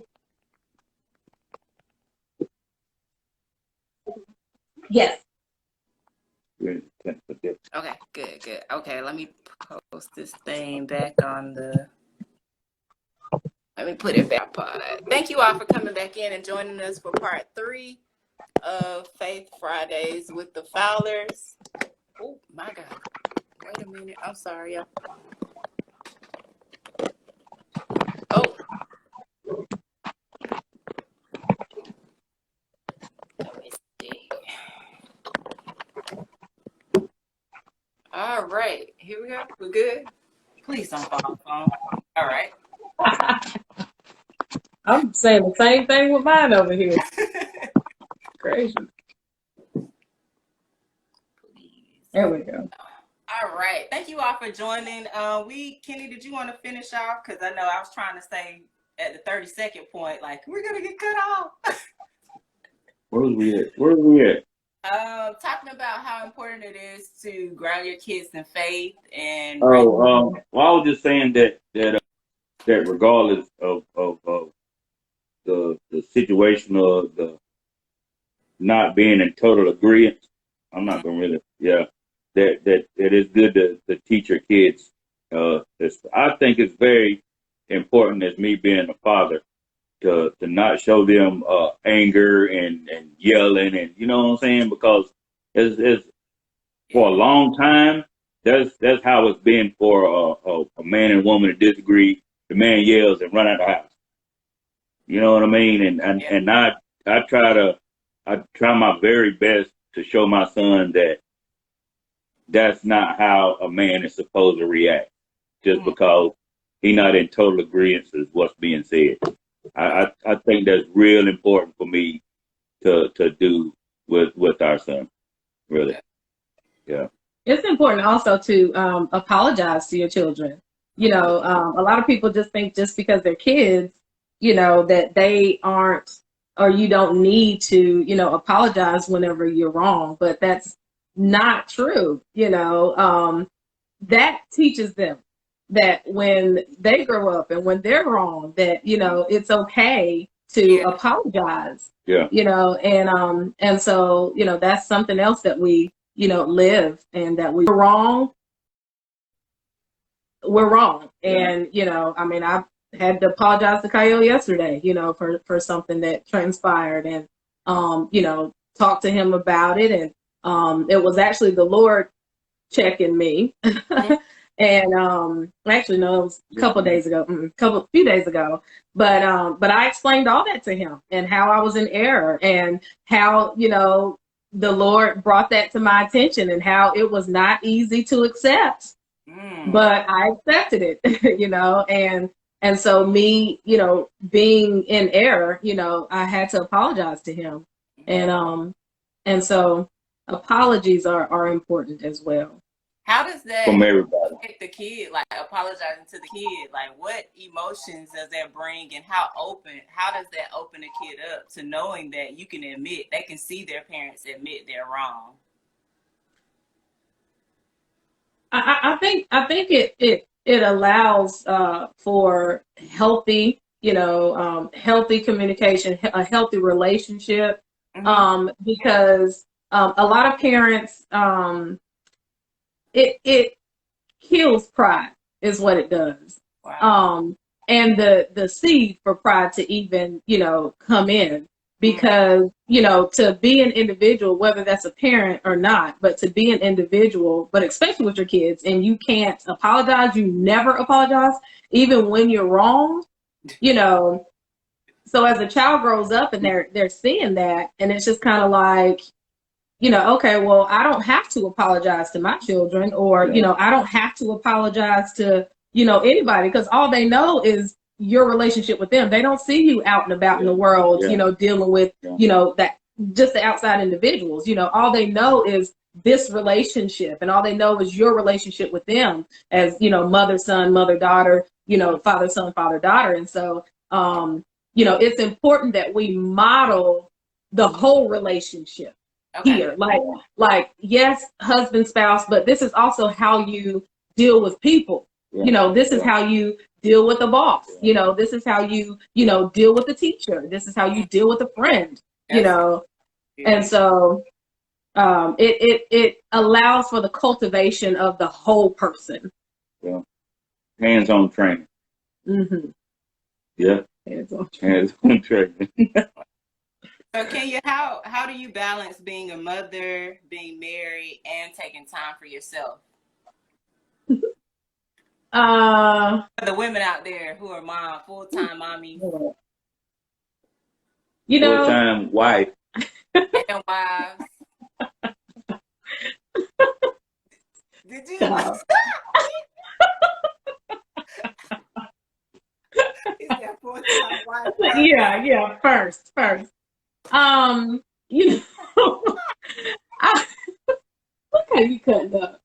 I would, you know, I would say, it really goes back to asking the Lord for help. Because, to be honest, in and of our own self, like in and of my own self, listen, I would not be, Brandon, I would not be able to, I wouldn't be able to be fully effective as, you know, a mother, as a wife, you know, as, and all these other things that, you know, God has called me to. And so I sometimes, oh gosh, I sometimes, you know, feel like I have missed it. Like, man, I could have done that better. Or, you know, I probably could have said that better. Or, you know, I've even found myself feeling like, feeling like I have not put enough, time and love and things like that, into my family. I've even found myself asking Kyle. I asked him maybe a month ago, but asked him if he ever felt like, if I ever made him feel like I put more time and effort into teaching the world than I do spending with him. Because this was, it was something that just kind of came up within me, and I was like, okay, hold on, I need to actually see if this is, if this is how he feels or how he's ever felt, based on my, just based on me. And so in that conversation, these are the conversations I have with my 16-year-old. Okay. But like, even in asking him that, he was like, no, no, I've never felt that way, and then he went on to share with me how because it's in our, it's always been in our living, like, so, you're cooking or, we're, washing clothes or folding clothes or cleaning house or whatever. And you're talking to me about, situations and things that you have encountered and, how you use the word and things like that. And so showing him in the times that we're just going about our everyday lives, teaching him how to apply the word to, to our lives and what that looks like personally. Mm-hmm. We do that even now. If we're faced with a challenge and things like that, like whatever it is, if it's health wise, if it's, financially or like whatever the case is, I'm actually, sharing with him, like, look, this is what's going on, because he doesn't see, I can honestly say, that I don't think he's ever seen, well, I can't say ever, but it's been many, many years that he has seen like stress or like worry, and I give all glory to God for that, because it's that peace level, but it's teaching him. It's like, look, this is actually what's going on. Yeah. And this is our prayer. Like, this is the word we're standing on in this situation. And so just so you're aware, just allowing him to be aware of these things, so he knows whenever he's an adult, he's a husband, he's a father, he knows the questions to bring to his children and, the things to just be, open and honest and real.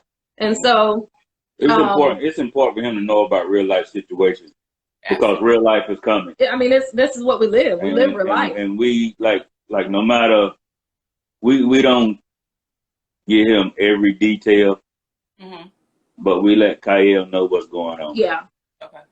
Yeah, like Daddy been out of work since the accident, or I'm hurting like this, just whatever the situation is, because I don't want him to see something going on and he feel like it's a dad's job to keep it hid, or a husband to keep it hid. Good. You know what I'm saying? He should be able to tell, his wife and his sons, like, what's going on. And I'm not telling you this, son, like this, just so you can be aware of life. Mm-hmm. I don't want to go through a situation now and he go through the same situation years from now and not know what to do. Or not know how to react. Yeah, you know what I'm saying? Properly. Yeah, properly. Yeah. Properly. But yeah. Wow, that's a good response, Kenny. Awesome response. Okay, so I do want to talk about your conference. And yay! So you hosted your first, Kenya. You hosted your first Boundless Women's Conference. Yes. Past February. Yes, February 29th. So how was that, and how did God give you that vision to follow through a month after the tragic incident of your husband? All right, so it was the end of August 2019, that actually I had heard it before. Okay. But it was really kind of in that still small voice, and I completely ignored it. I was like, that is not what I'm hearing. Like, not me. And it was it was literally at the end of the 3-year anniversary Engage Culture weekend. Wow. That Friday, Saturday, and Sunday. Every single day, it was like God was sending somebody different or somebody new to say something about this conference. And it was just kind of like, what? And then it got to the point where it was just like, are you just going to continue being disobedient? Oh. Okay. So, yeah. And so, you know, I think it was that Sunday. I had actually before then told Kenny about it. And I was very hesitant to tell to tell Coretta, my best friend, about it, her and Brandon, because they're such pushers. And I knew that once I said it, they were not going to allow me to like turn back around and just be like, okay, no, like it wasn't going to happen. Put on the gas, all the way on the accelerator. Yeah, all the way on the gas. Yeah, just floor it, right? Just floor it. And so, but I did it. And she was just like, yes, oh my gosh. And I'm just kind of like, why are you so excited? Like, this is, we have no idea what's happening here. Don't even know what the first steps are. And so I just told God, one of my sayings is, God, you have my yes, and whatever that looks like. And you know, I've been saying that for a long, long time now, and it's not just a saying. Like, I really mean it. I mean, prayerfully, my life is an example, you know, of that. And so, I prayed. I literally, it was like one of those. Huge, both. Okay, Brandon. It was literally one of those like, okay, this is the instruction you gave. So I have no idea. So in order for this to happen, you're gonna have to tell me how, and you're gonna have to tell me what it looks like. You're gonna have to show me who's who, and what's what, and that's it. Because and neither do I even want to try to go about trying to figure it out. You know what I'm saying? And so the basics were the basics, right? Like you know you're gonna need a venue. You know that you're gonna need like decor. You know that you're gonna need, there's certain things that you're gonna need. So with the basic stuff, started looking for venues and all that, and just pretty much taking one step at a time. And God began to he pretty much showed me everything in dreams. He reveals and he talks to me a whole lot in dreams. I'm a dreamer, and so that's literally I would scope. That's a whole nother scope. Yeah, it is. Yes, it is. But because it's kind of that sleep wake state, like early in the morning, like that's the time that God really just like pours into me. And so because one thing that I learned to do like years ago is, and it's so funny because I just started reutilizing it, but because of that state, I don't have time or the energy or effort to try to reach for a pen and pad, or anything like that. So what I do is I have a recorder on my phone, plus I have a slide recorder that I keep on my nightstand. So anytime I'm starting to get something, I grab it, I push record, and I just lay it on my chest, and I speak everything that I'm seeing or everything that I'm hearing. Wow. And so therefore it's recorded. And then so later I'll go and like write it down. And half the time, by the time I wake up, I've forgotten everything. And then I go back and listen to it and I'm like, oh my gosh. And so God told me that we were going to have food in the dream. He showed me, he gave me the logo, the Boundless logo. God showed me that, and I scratched it out on paper, and Brandon brought that thing to life. But I mean, like everything, the nickels for, representing 5 grace. He showed me that, like the showering. I mean, oh my gosh, it was literally everything. Sheesh. Because that's what I asked him. You know what I'm saying? Like, I told him that he was going to have to show me what was what. And so he did that because he's faithful. And so yeah, the budget was 0. I told him that too. I was like, all right, God, look, you want me to do a whole conference and my budget is zero. Look, okay, you gonna have to make it happen. Like, you're gonna have to make it happen. And the fact that I know he's provision, like I've seen him show up many times, in our lives and my life. And I mean, it's just trusting him. And man, did he make provision. Oh my Lord. He made provision. Look, he is provision. Let me. My God. He is Those provision. stories And so, from the conference, Jesus. and so, yeah, we, gosh, it was everything. It was everything that God said it was going to be. And, there was a point in time where, I began to get, distracted. Distracted is the word, right? Distracted regarding, what other people might think, or, just kind of all this stuff that come to, hinder and just stop you, and, I was able to have those, right people, behind me and, encouraging me and like all of that. And so, man, I thank God for them, my husband being 120% supportive. Man, like, I'm telling you, listen, this guy right here, for real. Come on, purpose partner. I'm serious because, he has, even when he doesn't understand, like everything that, God may have given me or, what have you, like, he's just kind of like, all right, like, let's do it. What do you need from me, honey? What do you need from me? And so I love that, about him. So the conference, that's how everything kind of came to, we continue to just move forward and all of that. It was really amazing. Oh yes. After the accident. Yes. So the accident happened exactly 1 month before the conference was supposed to happen.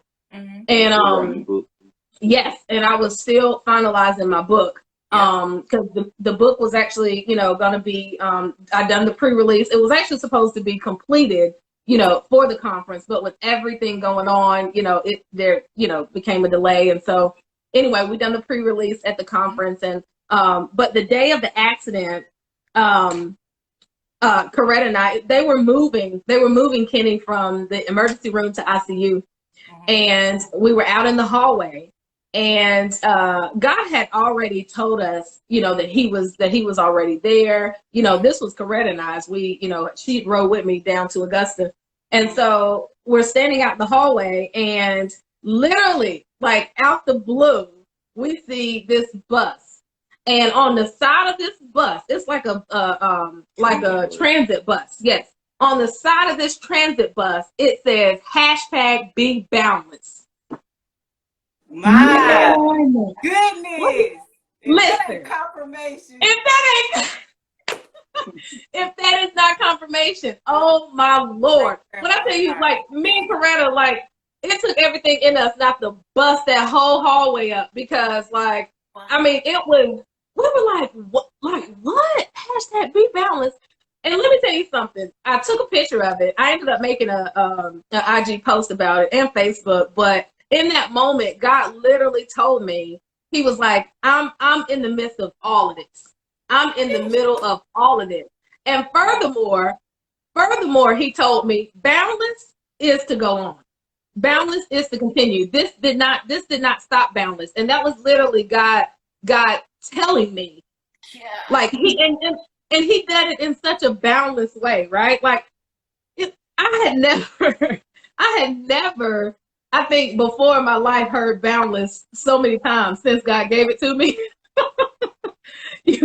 And so, but #BeBoundless. And, many people, even after that, I had to actually go live and, tell the people, like, look, The show must go on. Like, the enemy is not stopping anything, because that's actually what the enemy desired, right? For the plan of the Lord not to go forth. But see, God told me to have the conference the end of August. He was fully aware of what we were going to encounter at the end of January. You know what I'm saying? And so don't make me jump up. And so, you know, it literally, I mean, it had to go on, and it did go on. My God.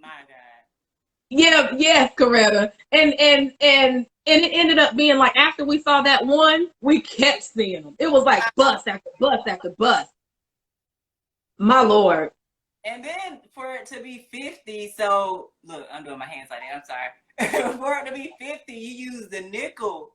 I know. And so 5, grace. Like, it was so many times. Like, oh my goodness. Girl, listen. Kitty, the car flipped 5 times.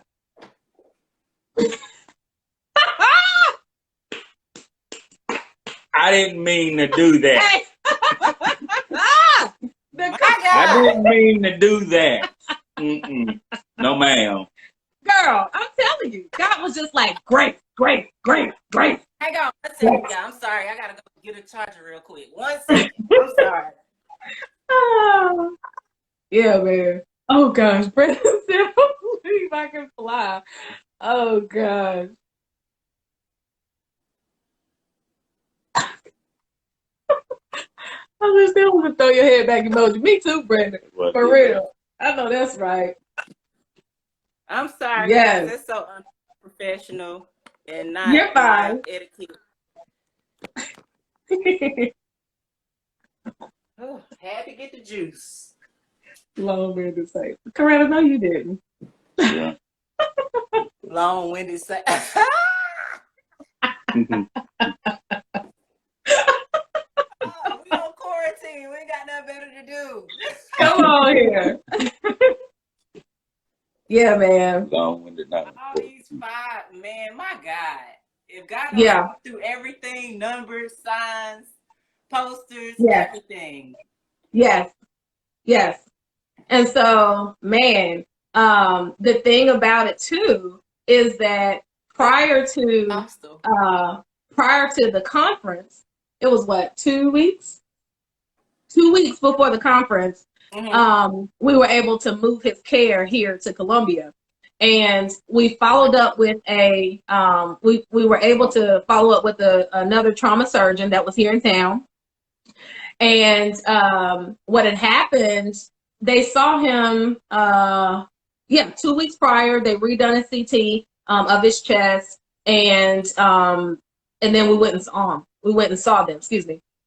And the report, this at this time was like a week before the conference, and what the report showed didn't add up to what walked into the office. Like when we walked into the office, you know, they were like, you know, and we're like, yeah, like the CT's better, right? You know, like, you know, there's been like much improvement, you know. And yeah, the nurse actually said, I'm surprised you walked in here. And she said no. She said the scans are actually worse. And so, you know, we were like, you know, okay. So she actually said the doctor was gonna, you know, explain everything. He ended up coming in, and, you know, he pulled up the CT scan on the screen, and Kenny ended up having 11 fractured ribs. There were 7 on the left side, 8 on the left side, 8 on the left side, and 3 on the right side. Now we knew this like all this time, and they just basically told him that, you know, he'd be okay, time would heal it, and, you know, go on about your business. They redone the CT scan, and they ended up saying that over the course of this month, now a whole month had passed pretty much, that because his ribs were so, they weren't just fractured and separated, they were doing this number. Like they were all jacked up. And because of that, all the friction caused for blood to fill in his chest cavity. Ooh. We found out that he was only functioning on 1/3 of his lung on the left side. They actually had told us that based on how he walked into the office that day was going to determine whether or not they were going to send him then for emergency surgery. Because what the report showed was that his current state was an absolute medical emergency. Me being a nurse, I cried only because I was just like, Father, you are a keeping God. Come on now. I don't know what none of them talking about. Oh my gosh. Girl, like his state was a medical emergency. He should not have been walking. He should not have been talking. He should have been on somebody's surgery table ASAP. Okay? Like, and it was just like, Father. Like, but see, this was the thing. This is he told us that he had it. You know what I'm saying? He told him while he was flipping, he had him. You know, and so he ain't show me all this though. he ain't tell you about all this though. He ain't tell me this. He said I got you. He ain't say I got you from what though? My Lord. And so yeah, they were like, we have to get you in surgery. Well, that next weekend was the conference. And Kenny told him, he was like, well, it can't be before the 29th because my wife has a conference that I have to be at. And they were just kind of like, you know what? And he was like, yeah, it can't be before the 29th. And so they scheduled it afterwards. And yeah, it was 2 weeks later that he was able to, you know, have the surgery. And they explained everything, pretty much said that it was going to go from a possibly 4-hour surgery to a 6-hour surgery because it had gone so long with his lung being constricted like it was.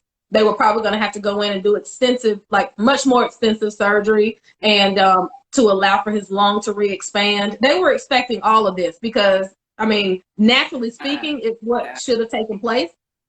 Listen, he was out. The surgery was done in 3 hours. It was after they started, surgery was done. Holy Ghost. Come on, Trinity. You gotta bring this thing full circle, Lord. Listen, yes. And then the thing about it, the doctor came out and met me. He met me in the waiting area, and he said, and he was like, "We're done." And I was like, "Yeah," like because I'm expecting them to say, you know, well, I'm actually expecting for the 4th hour. You know what I'm saying? Is what I'm expecting, but he comes out before the time, and he's like, "Yeah, you know, as soon as we cut that you know, fibrous tissue off of his lung," he said his lung immediately expanded on its own. Man, what I tell you, I literally look, I high-fived the doctor. I said, "Praise God, hallelujah!" Look, but hallelujah, look, hallelujah. But for real, I told him, he had this look on his face like, you know, we don't know what happened. You know, like we don't know how it happened. Yes, absolutely. Thank you, Coretta. He ended up saying that they had to drain 300 cc's. No, it was 700 cc's. 700. It was 300 cc's. 300 cc's of blood out of his chest cavity. And wow. It was 700. I'm sorry. It was 700. It's 3 cups. 700 cc's equals 3 cups. So it was 700 cc's of blood in his chest cavity that they had to drain out. And after they've done that, that's what it was. They didn't have to cut. After they drained the fluid off, his lung immediately expanded. And I told him, I was like, God did that. Like, that is what we were expecting, all of this. I had prayed that cat before we went. Oh, yeah. Kenny prayed with the surgeon before the surgery. You're going to pray for you put your hands on me, brother. Yes. Let's touch and agree, brother. Okay. Everybody, join in. Yeah, everybody. Let's hold hands. So, yeah, like. Anesthesiologist before you get over. Oh yeah, like I told him, like you handling this, but God controlling all this. Absolutely, really. He is the source. And so, yeah, He is the source. Absolutely, you might be the means, but He is the source. Yeah, Go ahead and plug in to the source. Yep. Yeah, absolutely. Let me go and get you plugged in if you wasn't. Okay. My. We're gonna give you this today. That's right. That's right. And so that's pretty much like the journey up until surgery. And I had told her, like, no matter what went on with me, like the head of conference. And I don't even know why he said Because that. I meant it. I Like, for real. Like, I mean, like, seriously, that's what I told her. Like, no matter what happened with me, I just want to know, like, if it's all right. He told me that, but in my mind, I'm like, ain't nothing happening to you. You gonna be right on there like he was. Be it as it may. And we was going to surgery together. Yeah. God can work in two different places. God can be over here with me while I'm recuperating. He can be over there with you while you screaming hallelujah for your balance. Yes, Lord. Yeah. Yes, he is. Yeah. But yeah. Goodness. Yeah. And then we just had fun at Boundless. Yeah, we had a blast at Boundless. Yes. Amen, Kenny, man. I did not know all of that was literally going on. And you were walking just like, I mean, I'm good. Praise God. Just don't hit me in the back. Just don't touch my back. Yeah. No, don't hit me in the back. I mean that now. Don't touch my shoulder. Yeah. But praise God, you are healed. I mean, God. Amen. You know I got jokes. Amen. Brandon said, touch and agree before you cut in the meat. Brandon said, touch and agree before you cut in the meat. See, I'm telling you. Right. What did he say? She said, you better rhyme. So, as we wrap up, Kenya, you are the published author of the book. Could you tell the audience how to purchase your book and your apparel and how to get in contact with you guys? If you all have any more questions for the Fowlers, definitely follow them if you're not following them. Listen to Kenya on Tuesday. She does teaching on Facebook Live. Anything else, Kenya and Kenny, you like to add before I do like a quick questionnaire for you all, and we'll get out of here? So my book is actually called Boundless. Boundless, and then the subtitle is Unchained Testimonies. And you can find that it's available. It's available on Amazon, the Kindle version as well. However, I am always taking personal orders for personal signed copies of my book. I personally really like that because, you know, it allows me to just like add a little personal touch, to the book for the reader. And so, yes, and actually I take payments through my Cash App or my PayPal. And let's see, my merch. Yes, so there's a Boundless tee that's available. Excuse me, and that is actually available on our Teesprings. We have an apparel line company through Teesprings, and yes, and our t-shirt company is Prophetic Apparel Plus. Prophetic Apparel Plus. So PA Plus, yes. And so you can actually follow Prophetic Apparel Plus here on IG. Let's see. Yes, Tuesdays, every Tuesday evening, I have made it officially like a day, a specific day per the Lord. I was running from that, but we're Amen for being obedient. Amen. And let's see. I don't know. What else? Yeah, please, I'm telling you, check out the book. Your handles on IG, Facebook, Twitter, or YouTube, if you have those. Okay. Yes. So, yes, my YouTube channel is Kenya Teach. Kenya Teach. That in itself is a double entendre. You know, Kenya Teach, right? So Kenya Teach. And that's also my IG handle at Kenya Teach here on Instagram. And then I have my Facebook page, Kenya Teach. But you can also follow my personal page at Kenya Fowler. And you want to say yours? He's so funny. Look, he's not like. Look, he'd rather you follow me for him. That's so funny. Yes. You can find me. Here, you can find me through her. Yeah, man. Moderator, I need you on my other lives, Coretta. I'm telling you, Coretta is my armor bearer. Y'all better know it. She got my book up there. She got my Cash App of the Apparel Plus. Come on here.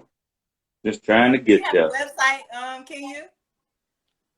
I do not have a website. Not yet. That's very interesting because I am oh man. That's very interesting because for my teaching, excuse me, yeah, Coretta's always on it. I don't have a website yet, but that's going to be in the making sometime soon. Okay. I don't really know when, as far as that goes. I did want to also mention, Kenny and I have a real estate investing company. It's called KF Property Investors, and so we actually have a business page on Facebook. And we have a website for that as well. It's kfpropertyinvestors.com. Yeah, okay. And so, yeah, buying, purchasing, renovating homes. If you're looking to sell a home, KF Property Investors is for you. So, yeah. Wow. But, yeah. A lot of different things happening for the Fowlers. That is amazing, and God is still blessing. Like, come on, God. Yes. So, okay, I guess we'll wrap it up with, I have like 5 questions for you guys. We'll do like a speed round of questions. What's your anniversary? September 5th. Kenny, what's Kenya's favorite food? Chicken. Oh, I'm sorry. Fried potatoes. Oh, him for me? Okay. Kenny, what's Kenya's favorite food? Potatoes. Potatoes, French fries, baked potatoes. Kenya, what's Kenny's favorite food? Chicken. Okay, do you all want more kids? I got a whole cross situation going on. Yeah. It's a yeah and a no.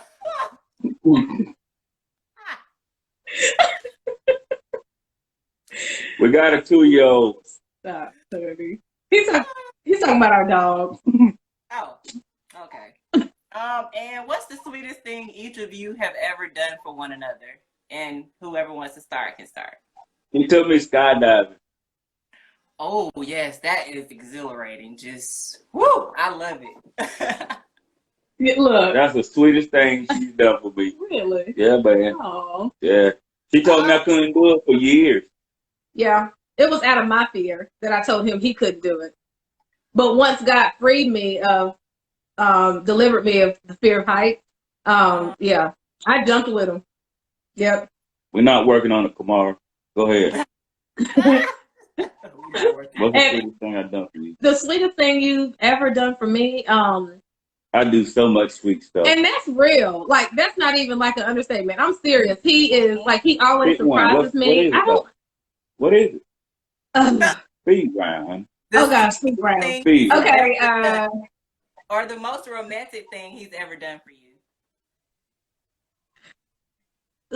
Surprised our, that was our 3-year anniversary trip. Mm-hmm. I'm thinking we just kind of taken a motorcycle road trip, you know, and come to find out he had the hotel and everything like planned out. And I got there and when we went to Charleston. Charleston, yeah. Yeah. And I was like, oh my gosh. I would say that was, but he does stuff like that all the time. So, but yeah, I would say that was probably the sweetest. So that was it, riding our motorcycles in Charleston for that anniversary? I don't know. That's cool. Right? No, actually, let me change it. Here we go. No, I will actually probably say when he proposed to me. He proposed to me the day that I we had like a pinning ceremony for nursing, but then we also had like a whole school graduation, and I had no idea. But in the parking lot, all my family was there, his family, and he down on one knee and he proposed to me on my graduation day. So yeah. School first. Look. School first. Education. Education. You wanted an educated one. I want one that would at least finish. Oh, God. God. not a quitter. Amen. Amen. Yeah. Last but not least, what advice do you have to give to couples who want to? I would say that. What advice do you have for? Always continue to work on communication. Because the way I see it, your relationship with God is your relationship with God. That's totally different. That's totally different.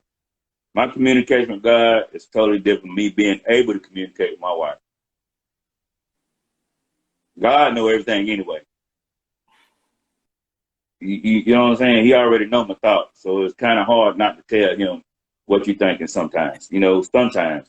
But my thing would be like, because I know how I am. I know how I can be.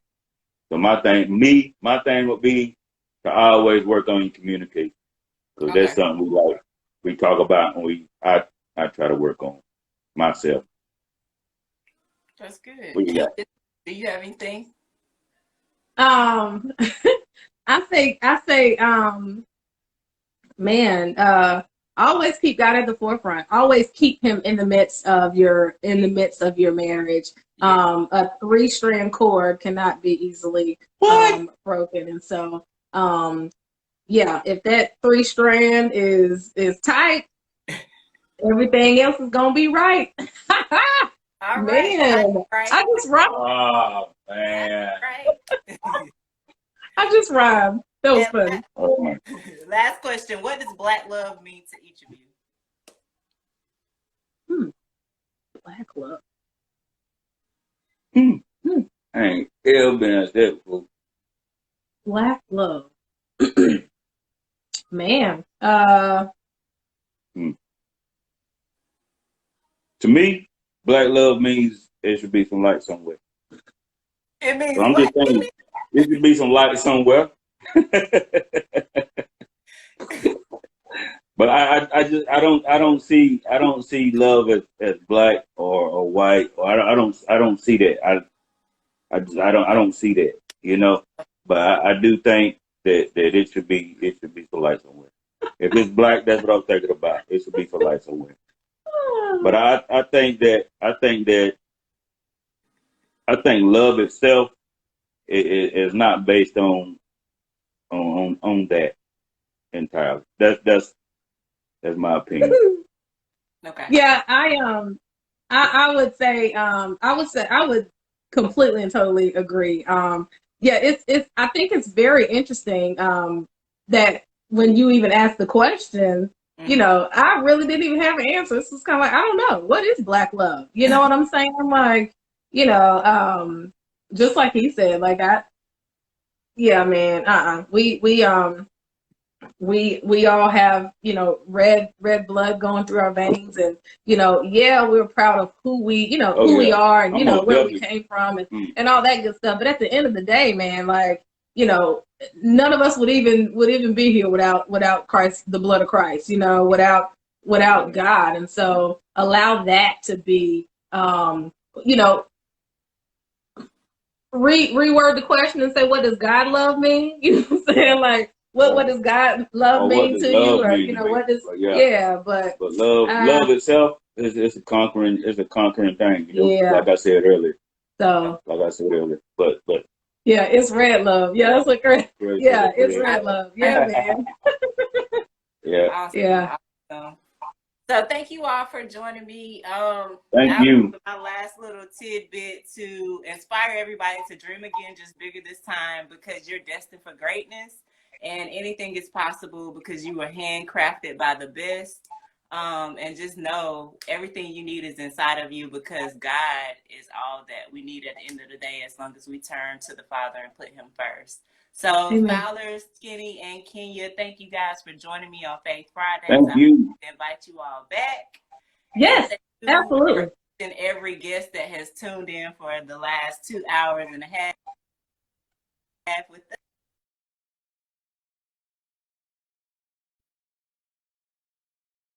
I am very appreciative.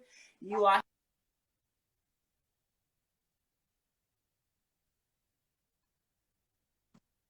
Uh-oh.